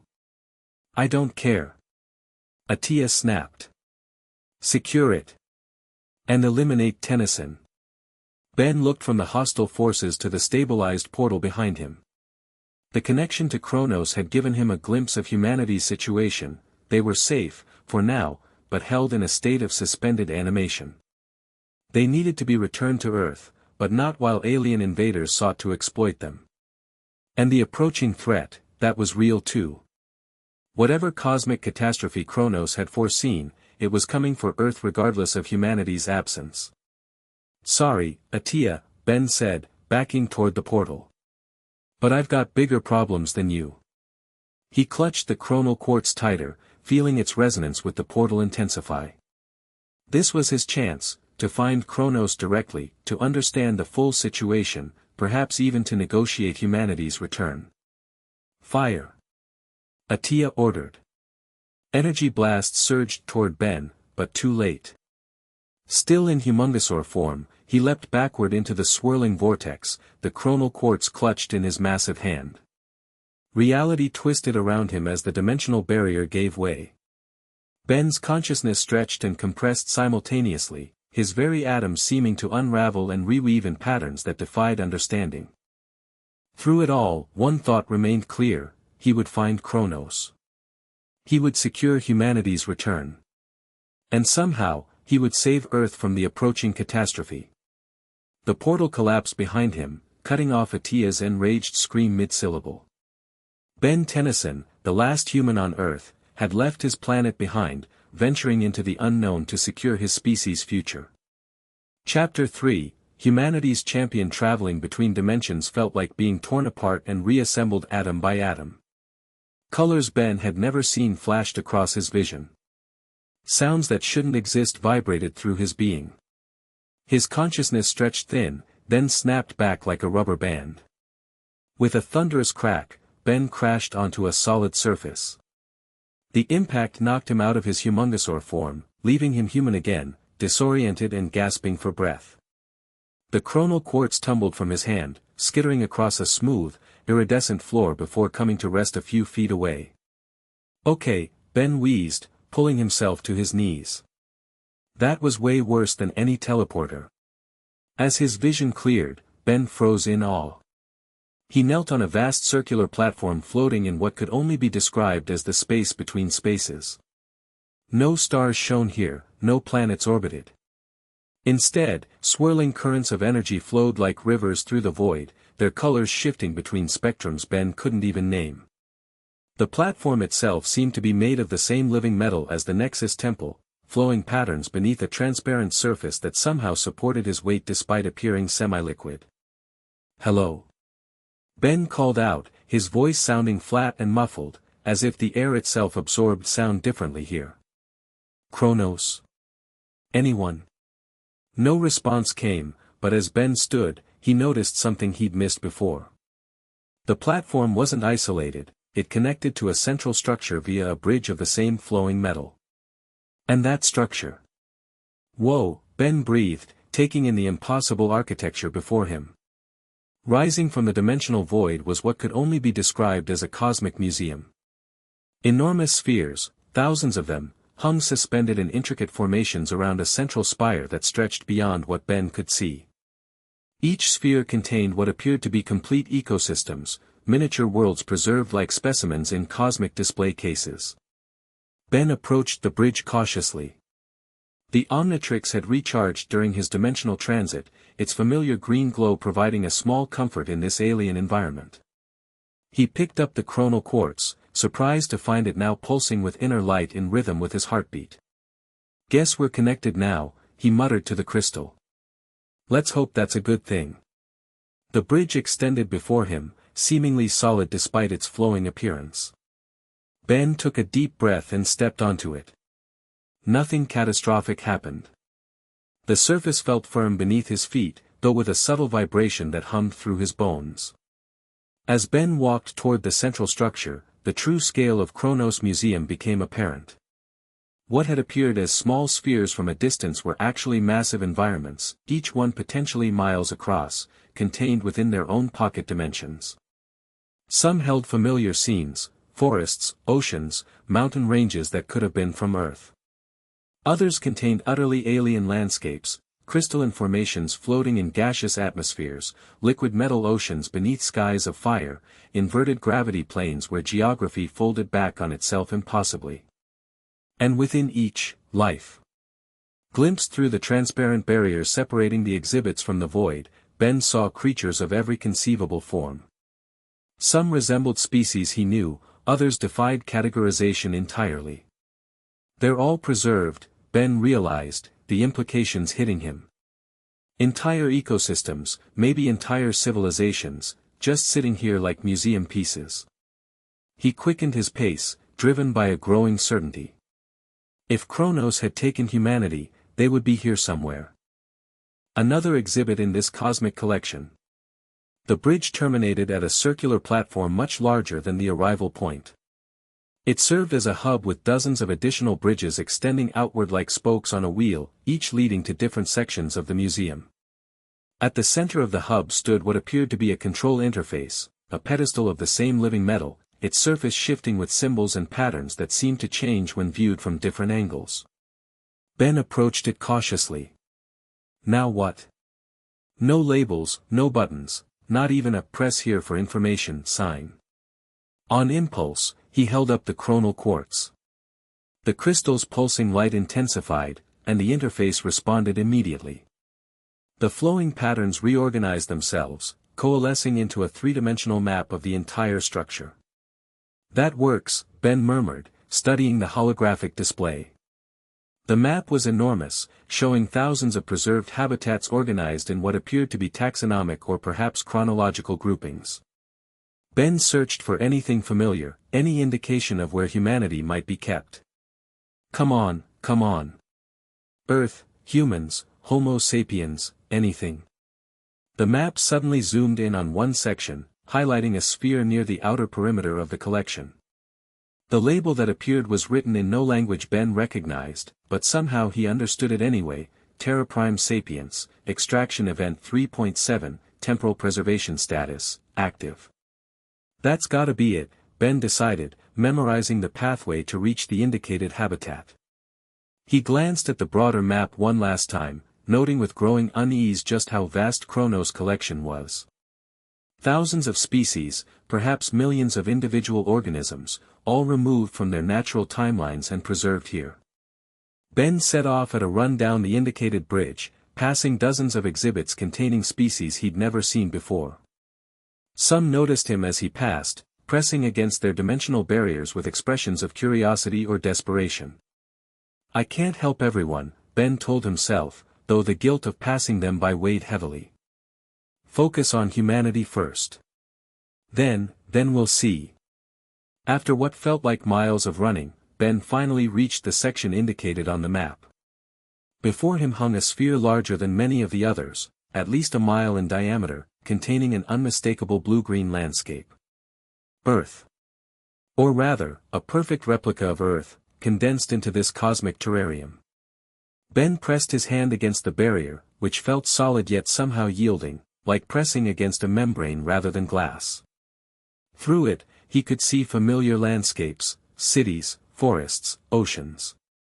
And people. Humans going about their lives, completely unaware of their artificial environment. They're all here, Ben whispered, relief flooding through him. Everyone. He searched the visible portions of the miniature Earth, trying to locate Bellwood specifically. If he could find his family, his friends. A voice spoke directly into his mind, bypassing his ears entirely. The last one arrives. Ben whirled around, instinctively activating the Omnitrix. But he stopped short of transformation when he saw the being before him. Kronos, it could only be Kronos, did not appear as any conventional alien. Instead, a swirling vortex of energy coalesced into a vaguely humanoid shape, constantly shifting between states of matter and dimensions. Where a face might be, galaxies spiraled. Where limbs formed, cosmic strings wove through vacuum. It was like looking at the universe itself, compressed into a single entity. Kronos, Ben said, lowering his arm. You're the one who took humanity. Preserved, the entity corrected, its thought voice resonating through Ben's consciousness. Extracted prior to extinction event. So there really is something coming, Ben said. The shadow I saw. Cosmic phase shift, Kronos confirmed. Your solar system intersects dimensional boundary collapse in 7.3 rotations. All carbon-based life, terminated. The blunt assessment chilled Ben to his core. All life on Earth will die in a week. Correct. And that's why you took humanity. To save them from this phase shift. Preservation protocol. Species of sufficient complexity and potential extracted and maintained until danger passes. Ben turned back to the Earth sphere, watching the oblivious humans within. They don't know, do they? That they're not on the real Earth anymore. Awareness causes distress. Simulation maintains temporal continuity and psychological stability. And me? Ben asked, facing Kronos again. Why leave me behind? Why was I the only human not taken? The cosmic entity seemed to study him, its form shifting slightly as if to obtain a better perspective. Anomaly, Kronos finally replied. Omnitrix carrier. Dimensional signature complex. Extraction attempted, failed. The Omnitrix protected me, Ben realized. It kept me anchored to Earth when you tried to take me. Correct. Unforeseen interaction. Observation continued. Subject demonstrated preservation instinct toward planet despite species absence. Interesting. Ben couldn't help but laugh at the cosmic understatement. Interesting. I've been fighting to protect an empty planet for weeks. Dealing with scavengers, the harvesters, the incursions, all while trying to figure out what happened to everyone. Behavior pattern unexpected, Kronos acknowledged. Most sentients prioritize species survival above habitat. Well, I'm not most sentients, Ben replied. Earth is humanity's home. It matters. Illogical. Habitat replaceable. Genetic continuity paramount. Ben shook his head. That's where you're wrong. Earth isn't just dirt and water. It's history. Culture. Everything we've built and learned and become. You can't just put humans in a cosmic terrarium and say you've saved humanity. Kronos seemed to consider this. His form fluctuated, galaxies spinning faster within the vortex of his being.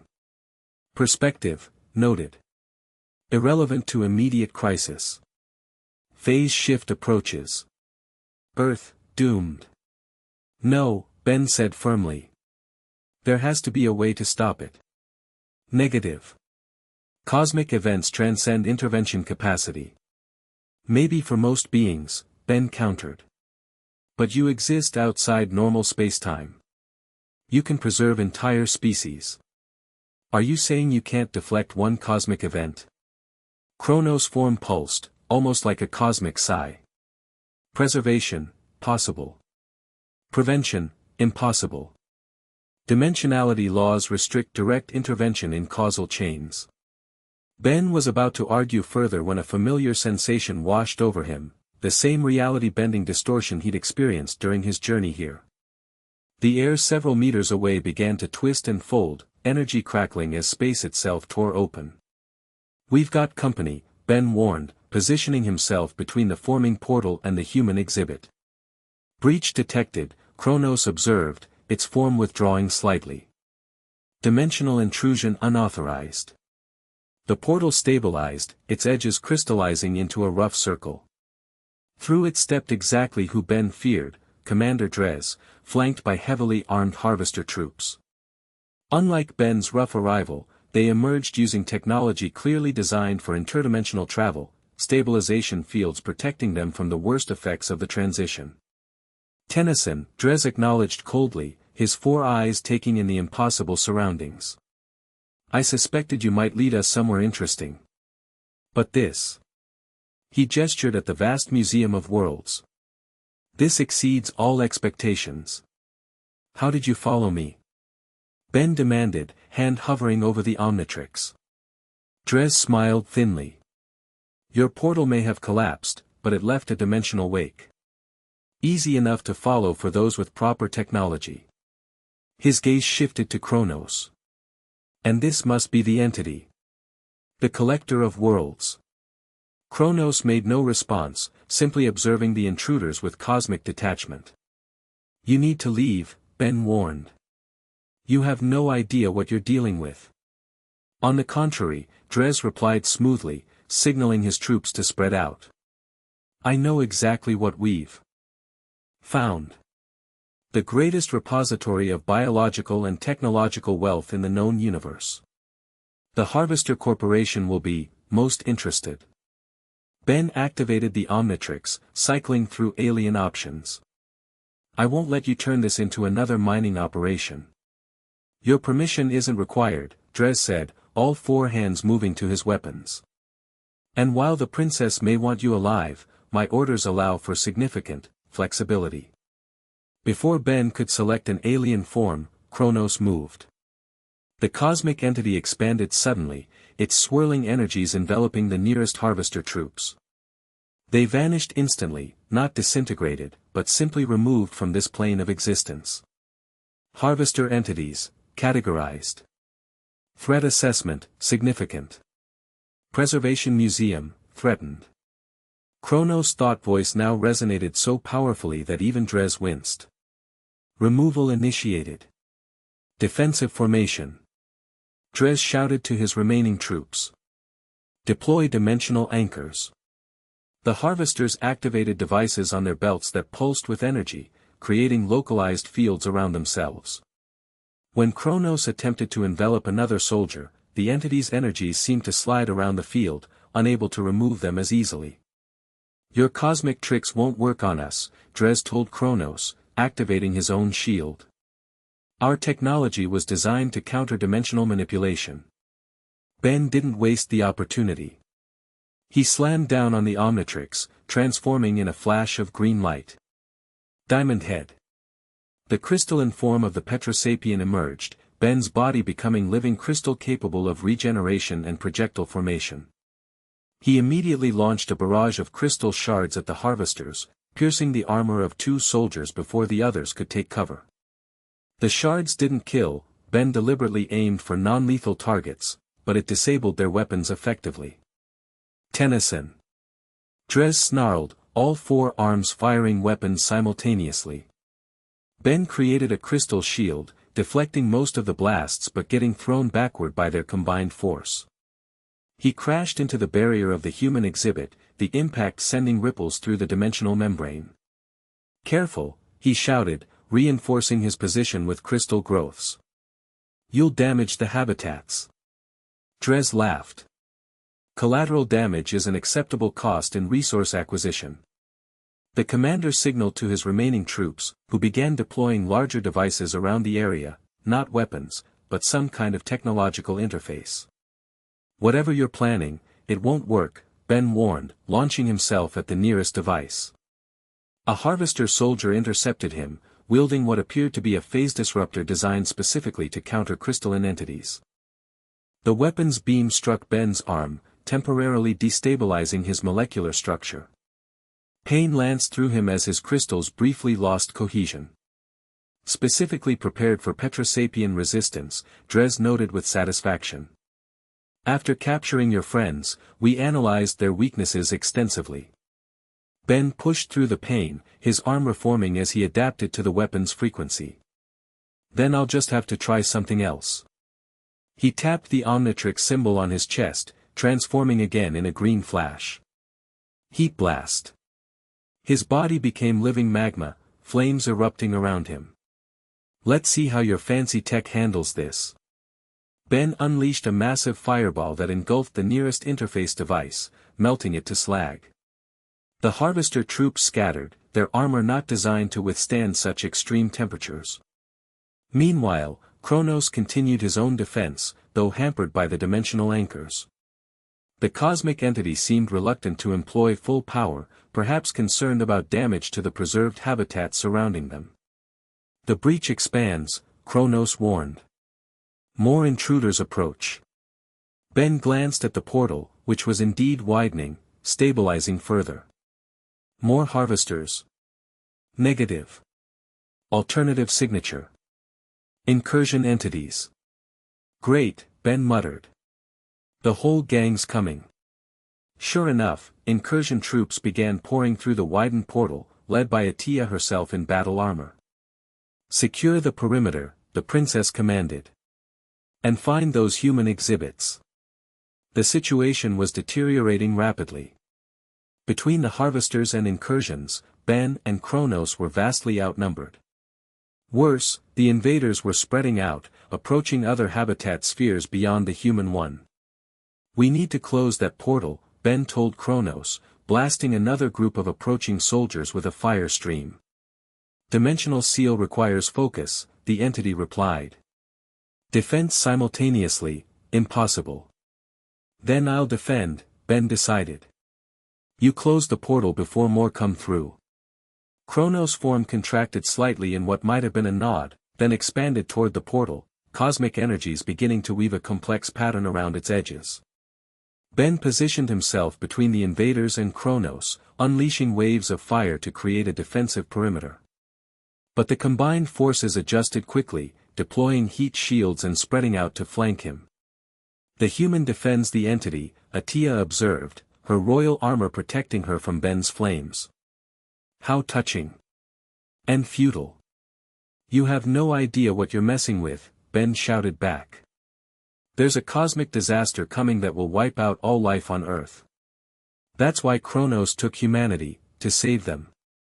A convenient story, Dres responded, advancing behind his troops. More likely a justification for cosmic theft.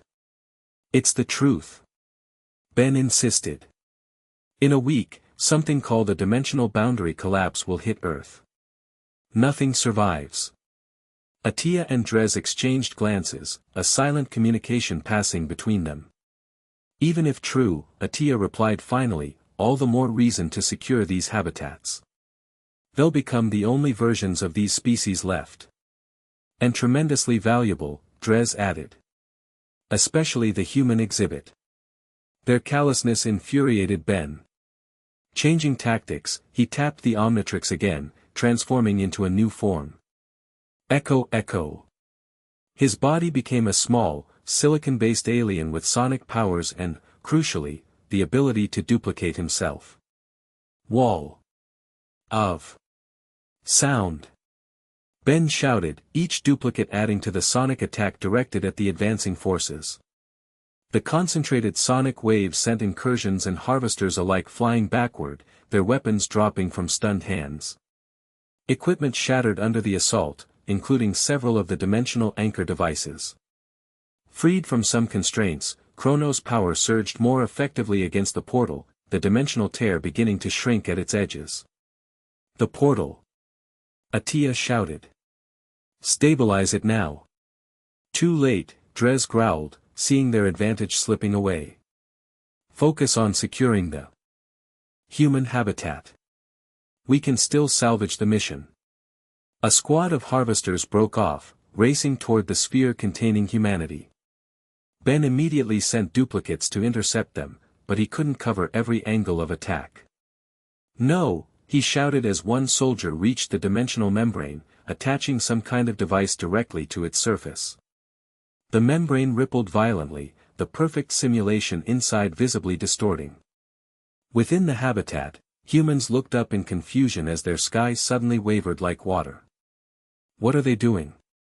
Ben demanded, sending a duplicate smashing into the soldier, but the device remained attached. Dimensional extraction, Dres explained, a cruel smile spreading across his face. If we can't study all the habitats, we'll take the one most valuable to the Incursion Empire. You'll destabilize the entire preservation matrix. Ben warned. You could kill everyone inside. A calculated risk, Dres replied coldly. Ben couldn't divide his attention further. Maintaining sonic attacks against the main force while trying to stop the extraction team was already pushing his abilities to their limit. And Kronos, focused on sealing the portal, couldn't intervene. In desperation, Ben recalled his duplicates, merging back into a single form before hitting the Omnitrix again. Clockwork. His body transformed into a copper mechanical being with time manipulation powers. Time slowed around Ben as he directed his energy toward the extraction device. Green temporal rays shot from the key-like protrusion on his head, enveloping the technology trying to breach the habitat. The device froze in temporal stasis, its processes halted between microseconds. The membrane stabilized, the distortions within the habitat fading. But Ben's victory was short-lived. Taking advantage of his focus on the extraction team, Dres launched a direct assault. A specialized Chronon disruptor, designed to counter time-manipulating entities, struck Ben squarely in the chest. Pain unlike anything he'd experienced before tore through him as his temporal field collapsed. Ben's transformation failed, the Omnitrix overloading and forcing him back to human form. Now we have you, Dres announced, looming over Ben's prone form. The last human outside the exhibit. Perhaps you'll make an interesting companion piece. Ben struggled to rise, the Omnitrix flashing red in recharge mode. You don't understand what's at stake, he gasped. If Kronos can't maintain these habitats, Kronos will serve us, Atia interrupted, joining Dres. Or these precious specimens will suffer the consequences. The cosmic entity had succeeded in nearly closing the portal, preventing further reinforcements. But now Kronos turned his attention to the immediate threat, his form expanding ominously above the invaders. Ultimatum rejected, Kronos declared. Preservation protocol supersedes external demands. Energy tendrils lashed out from the entity, targeting the remaining dimensional anchors. Harvesters and incursions scrambled to defend their technology, but Kronos' power was overwhelming now that he could focus it fully. Ben took advantage of the chaos to drag himself away from Dres, crawling toward the human habitat. The Omnitrix was still recharging, but he had to do something to protect the sphere. As he reached the dimensional membrane, Ben placed his hand against it. To his surprise, it yielded slightly to his touch, responding differently to him than to the harvesters who had tried to breach it. The same DNA, he realized. It recognizes me as belonging inside. An idea formed, desperate, perhaps foolish, but the only option he could see. Ben pushed harder, feeling the membrane give way. Unlike the violent technological approach of the harvesters, the barrier seemed to accept him, allowing him to slip through without disrupting the entire structure. Reality shifted around Ben as he passed through the membrane, the cosmic museum disappearing behind him. Suddenly, he stood on a familiar street in Bellwood, his Bellwood, exactly as he remembered it. And there were people. Humans walking past, driving cars, living normal lives. Ben nearly collapsed with relief at the sight of them, real people, not holograms or simulations, but the preserved human race. Ben. A familiar voice called out. Ben. He turned to see Gwen running toward him, her face a mix of confusion and relief. Behind her came Kevin, looking equally perplexed. Where have you been? Gwen demanded, reaching him. You disappeared for hours. No one could find you. Ben stared at her in astonishment. Hours? Gwen, you've all been gone for weeks. What are you talking about? Kevin asked, catching up to them. We've been right here. You're the one who vanished this morning. Ben looked around, taking in the perfect recreation of Earth. You don't know, do you?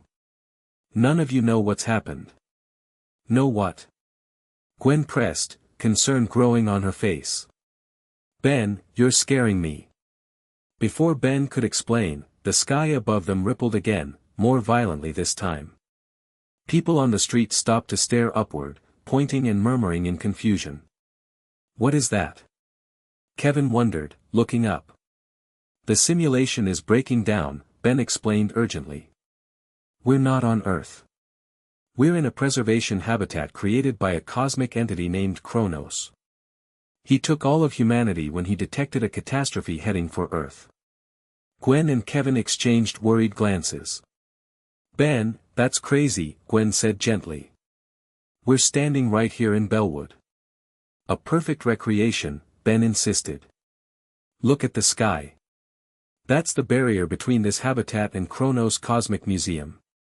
As if to emphasize his point, the sky shimmered again, briefly revealing the swirling void beyond before snapping back to blue.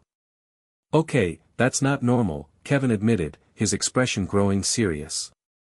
"I need to find everyone," Ben said urgently. "My parents, Grandpa Max, everyone. Kronos is under attack out there. If the invaders damage the preservation systems, this entire habitat could collapse."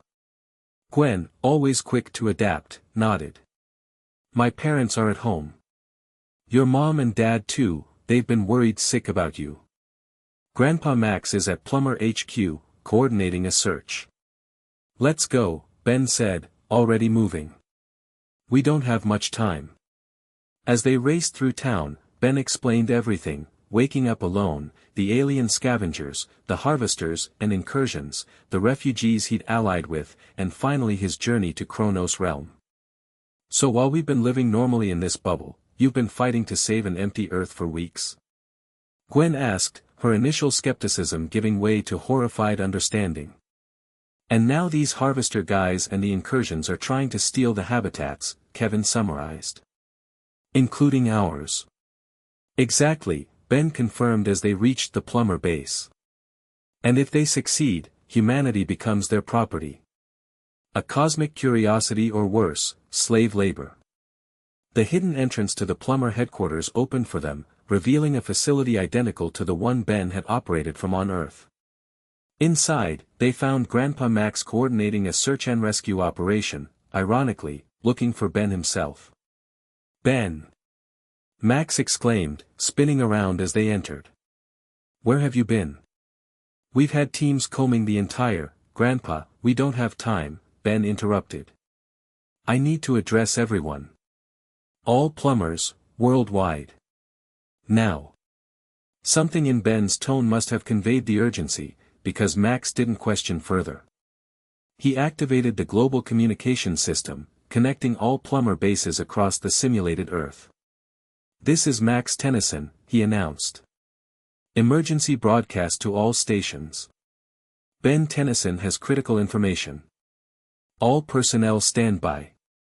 Ben took the microphone, taking a deep breath before speaking. "This is Ben Tennyson. What I'm about to tell you will sound impossible, but it's the truth. Earth, the real Earth, is empty. Has been for weeks." He explained the situation concisely, years of experience as a hero helping him present the fantastic reality clearly despite its outlandishness. "The sky ripples you may have noticed are the barrier between our habitat and Kronos Museum," he concluded. "Right now, hostile forces are attempting to capture this habitat, to capture all of humanity. I managed to get inside to warn you, but our time is limited." Silence followed his announcement. Then the questions flooded in from Plumber bases worldwide, some skeptical, others already mobilizing. "Can we break out?" asked the European commander. "Use our technology to breach the barrier?" "I don't recommend it," Ben replied. "The barrier is all that's protecting us from dimensional void space. What we need is to help Kronos defend the habitat from outside." "How can we help from in here?" Max asked, practical as always. Ben considered this, then remembered the chronal quartz. "The dimensional barriers respond to human DNA, that's how I got in. If we can create a specific frequency resonance at multiple points around the habitat, we might be able to strengthen the barrier against extraction technology." "Like a planetary shield," Gwen suggested. "Generated from within." "Exactly," Ben confirmed. Plumber bases have the technology to create the resonance fields. We need to coordinate globally, establish a pattern that covers the entire habitat. Max nodded firmly. We can do that. All stations, implement Protocol Umbra. Modify the parameters to create DNA-resonant fields at maximum dispersion.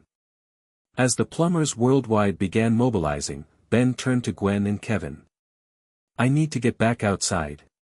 Kronos can't hold off the invaders alone. How? Kevin asked. If getting in was hard, getting out might be impossible. Not for me, Ben replied, checking the Omnitrix, which had finally recharged. The watch protected me from Kronos' initial extraction. It should help me phase back through the barrier. Gwen grabbed his arm. We're coming with you. Ben shook his head. Too dangerous. Besides, you're needed here to help coordinate the resonance field. Always the hero, Gwen said with a sad smile. Just, come back for us, okay?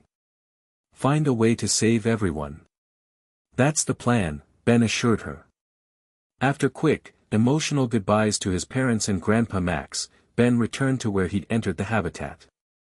The barrier was visibly fluctuating now, the perfect illusion of sky occasionally giving way to glimpses of battle beyond.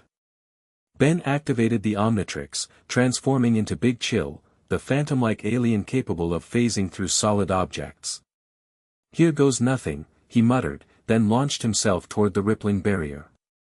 Passing back through proved more difficult than entering. The membrane resisted, trying to keep him inside with his species. Ben pushed harder, focusing his intangibility powers to their maximum.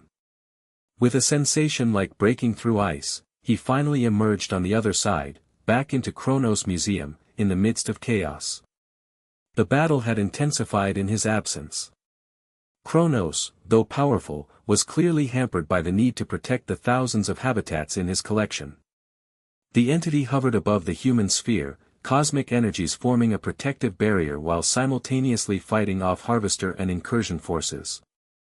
Dres noticed Ben's return immediately. Tennyson. Back for more. Ben didn't waste time responding. Still in Big Chill form, he breathed a freezing vapor that encased 3 harvester soldiers attempting to attach new extraction devices to the habitat. Kronos. Ben called out to the cosmic entity. Humanity is creating a resonance field from inside. It should strengthen the barrier. Acknowledged, came the response. Coordination possible. Amplification sequence initiated. The human habitat began to glow with a subtle blue light, the resonance field taking effect, reinforced by Kronos' own energies. The extraction devices attached to the surface sparked and failed, unable to penetrate the strengthened barrier. No. Dres snarled, all 4 hands clenching in fury. Increase power to all systems. Break through that field. It's over, Dres, Ben declared, hovering between the commander and the habitat. The preservation field is locked. You can't extract humanity. Perhaps not today, Dres conceded, his 4 eyes narrowing. But Kronos can't maintain this defense forever. We'll return with greater forces, better technology. Ben shifted forms again, transforming into Gravitac, a living planetoid with gravity manipulation powers. You're not coming back at all, he stated firmly, raising his hands. Gravitational forces surged around the invaders, lifting them off the surface and pulling them inexorably toward the partially sealed portal. Harvester and Incursion alike found themselves caught in Ben's gravitational field, their weapons and technology ripped from their grasp. This is impossible. Atia shrieked as she tumbled helplessly through the air. No single being has this much power. I'm not a single being, Ben replied. I'm humanity's champion. And I've had enough of cosmic bullies thinking they can take whatever they want. With a massive gravitational push, Ben shoved the entire invasion force back through the portal. Only Dres remained, the commander's specialized armor somehow counteracting enough of the gravitational pull to keep him grounded. You've been a thorn in my side too long, Tennyson, Dres growled, activating what appeared to be a last resort weapon. If I can't have humanity, neither can you. The device in his hands pulsed with ominous energy, a dimensional destabilizer aimed directly at the human habitat. No! Ben shouted, redirecting his gravitational powers to pull the weapon away. Too late. Dres fired, the energy beam striking the habitat's barrier. But instead of penetrating, the beam refracted off the resonance field, bouncing back toward its source. Dres' eyes widened in shock as his own weapon's energy engulfed him. The commander's form distorted, stretched, and then collapsed in on itself, victim of the very dimensional distortion he tried to inflict on humanity. With a final, silent implosion, Dres vanished, not dead, but displaced to some unknown dimensional pocket. Ben returned to human form, exhausted but triumphant. The portal had fully closed, the invaders expelled or defeated.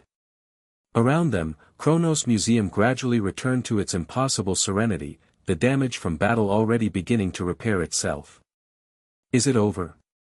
Ben asked, approaching Kronos cautiously. The cosmic entity's form contracted, becoming more focused and defined, still incomprehensible by human standards, but somehow more present. Immediate threat, neutralized. Preservation matrix, stabilizing. Human habitat, secured. Ben sighed with relief. Good. Now about getting humanity back to Earth. Impossible, Kronos stated bluntly. Cosmic phase shift approaches. Earth biosphere, terminal. There has to be a way, Ben insisted. You have the power to preserve entire species. Surely you can protect one planet from a cosmic event. Preservation different from protection, Kronos explained. Extraction removes from causal timeline. Protection requires continuous intervention. Forbidden by cosmic law. Ben paced, frustration building. So you're saying we have two options: humanity stays here in your cosmic zoo forever, or returns to Earth and faces extinction. Correct assessment. That's not acceptable, Ben stated firmly. There has to be a third option. Kronos' form shifted, what might have been curiosity emanating from the cosmic being. Elaborate. Ben considered everything he'd learned, everything he'd experienced since humanity's disappearance. The refugees who'd made Earth their home. The plumbers who protected the galaxy. The technology of the harvesters, twisted to exploitative ends but potentially useful. What if Earth became more than just humanity's home, he suggested. What if it became a sanctuary for multiple species? A planet deliberately designed to withstand cosmic threats through combined alien technologies? Kronos seemed to consider this. Multi-species sanctuary, unprecedented. Survival probability, uncertain. But possible, Ben pressed. With your knowledge and the combined technologies of multiple civilizations, we could reinforce Earth against this phase shift. Not just preservation, but actual protection. Direct intervention forbidden, Kronos reiterated. Not asking for direct intervention, Ben countered. Just information. Knowledge that we can use to protect ourselves. You preserve species because you value diversity, right? What better way to encourage that than helping us create the first true multi-species sanctuary in the galaxy? The cosmic entity was silent for long moments, his form pulsing with complex energies as he considered Ben's proposal. Proposal, intriguing, Kronos finally responded. Untested. Risk substantial. Life is risk, Ben said simply. But we deserve the chance to try. Another long silence followed. Then, slowly, Kronos expanded, his form encompassing the human habitat in a gentle embrace. Condition required, he stated. Phased return. Technology transfer first. Habitat preparation second. Human restoration third. If protection fails, extraction repeated. Ben nodded eagerly. Agreed. We establish the protective technologies first, then bring humanity back gradually. Additional condition, Kronos added. Preservation observer remains with sanctuary. Monitors progress. Intervenes only if extinction imminent. A cosmic babysitter. Ben couldn't help but smile. I think we can live with that. Agreement reached, Kronos declared, his form brightening. Technology transfer begins immediately. Light flooded from the entity, surrounding Ben. Knowledge poured into his mind, not overwhelming, but carefully curated information about cosmic phenomena, protective shields, dimensional anchoring, and ecological balance systems. This is amazing, Ben breathed as the transfer completed. With this, we can actually do it. Implementation requires cooperation, Kronos noted. Singular species effort, insufficient. I know just the allies we need, Ben replied, thinking of the refugee community that had rallied around him. Earth won't just be humanity's home anymore, but that's how it should be. 1 month later, Ben stood on a hilltop overlooking Bellwood, watching as the first group of humans returned to Earth. The sky above shimmered with the faint glow of new protective fields, a combination of Galvan science, Petrosapien crystal technology, and the cosmic knowledge provided by Kronos. They looked confused, Vila observed, standing beside him. The Kinoceleran had been among the first rescued when Ben returned to Earth with Kronos technology. Wouldn't you be? Ben replied with a smile. 1 minute there. Living normal lives, the next they're told they've been in a cosmic museum for weeks and Earth is now a multi-species sanctuary. Below, families reunited with tears and laughter. The first returnees had been selected carefully, scientists, engineers, and those with prior knowledge of alien life, including the families of plumbers. Ben's own family had returned in this first wave. He'd already spent hours in tearful reunion with his parents, explaining everything that had happened. Gwen and Kevin stood with them now, helping coordinate the return process. The phase shift begins tomorrow, Tetrax reminded them, approaching from the refugee settlement that had been established nearby. The Petrosapien had recovered quickly from his captivity and thrown himself into building the protective infrastructure. Kronos says we're ready, Ben assured him. The dimensional anchors are fully operational. Earth will experience some turbulence, but the shield network should hold. And if it doesn't? Tetrax asked, ever practical. Ben glanced upward, where a faint outline could sometimes be seen against the stars, Kronos, or his observer aspect, maintaining watch over their experiment. Then we try again, Ben said firmly. But it will hold. We've worked too hard for it not to. The return of humanity had begun gradually and would continue over several months. The Earth they returned to was changed, not just by the protective technologies now woven into its fabric, but by the open presence of alien communities. The Harvester Corporation, its leadership in disarray after Drez's disappearance, had withdrawn their claims under pressure from the restored Plumber Authority. The Incursions, facing similar diplomatic isolation, had retreated to their own territories. In their place, refugee communities had flourished, emerging from hiding to help rebuild. What had once been secret enclaves were now open settlements, aliens and humans working side by side to create something unprecedented, a truly shared world. Ben Tennyson, a voice called from below. Ben looked down to see Grandpa Max waving him over. They're ready for your address. Ben took a deep breath.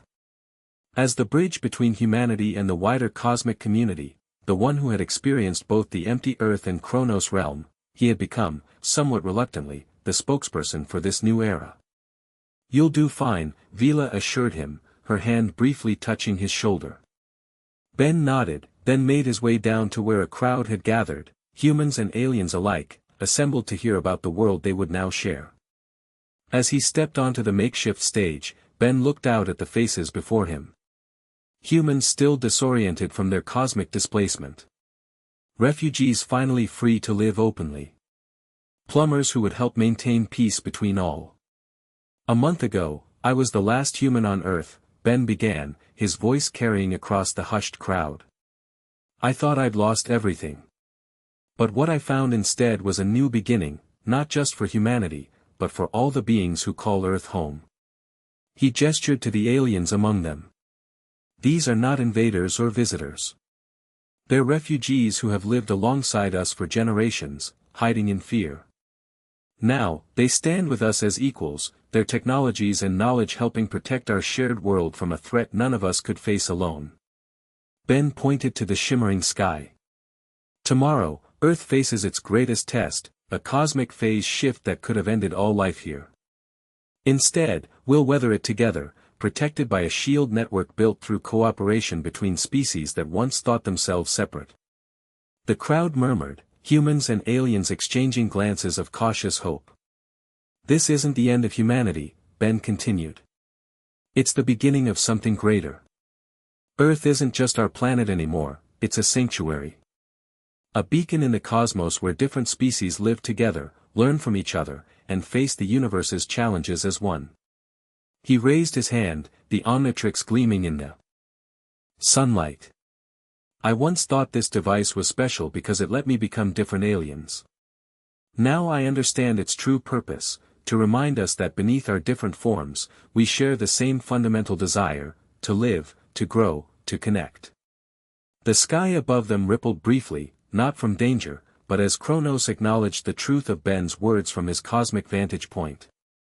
Tomorrow, we face the phase shift together, Ben concluded. And the day after, we begin building a world unlike any the galaxy has seen before. Not just humans. Not just aliens.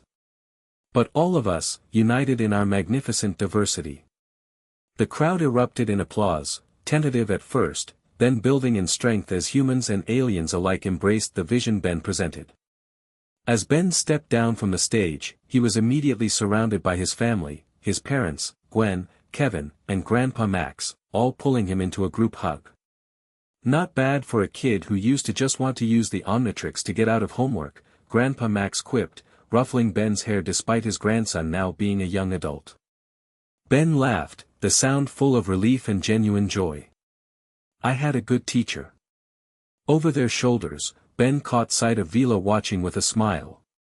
Beyond her stood Tetrax, Faz, and other refugees who had fought alongside him when he was the last human. They were all part of his extended family now, bonds forged in crisis that would endure in peace. And somewhere, watching over them all, Kronos observed this unprecedented experiment, multiple species deliberately choosing to share a world, to combine their strengths against cosmic threats rather than compete for dominance. The phase shift would come tomorrow, testing all they had built. But Ben wasn't afraid anymore. Whatever challenges the universe presented, they would face them together, humans and aliens, standing as one on the world they all called home. He was no longer the last human on Earth. He was something far better, one of many beings, human and alien alike, writing the next chapter of their shared story. The end. Thank you for watching this video. Please be sure to subscribe to our channel and like this video.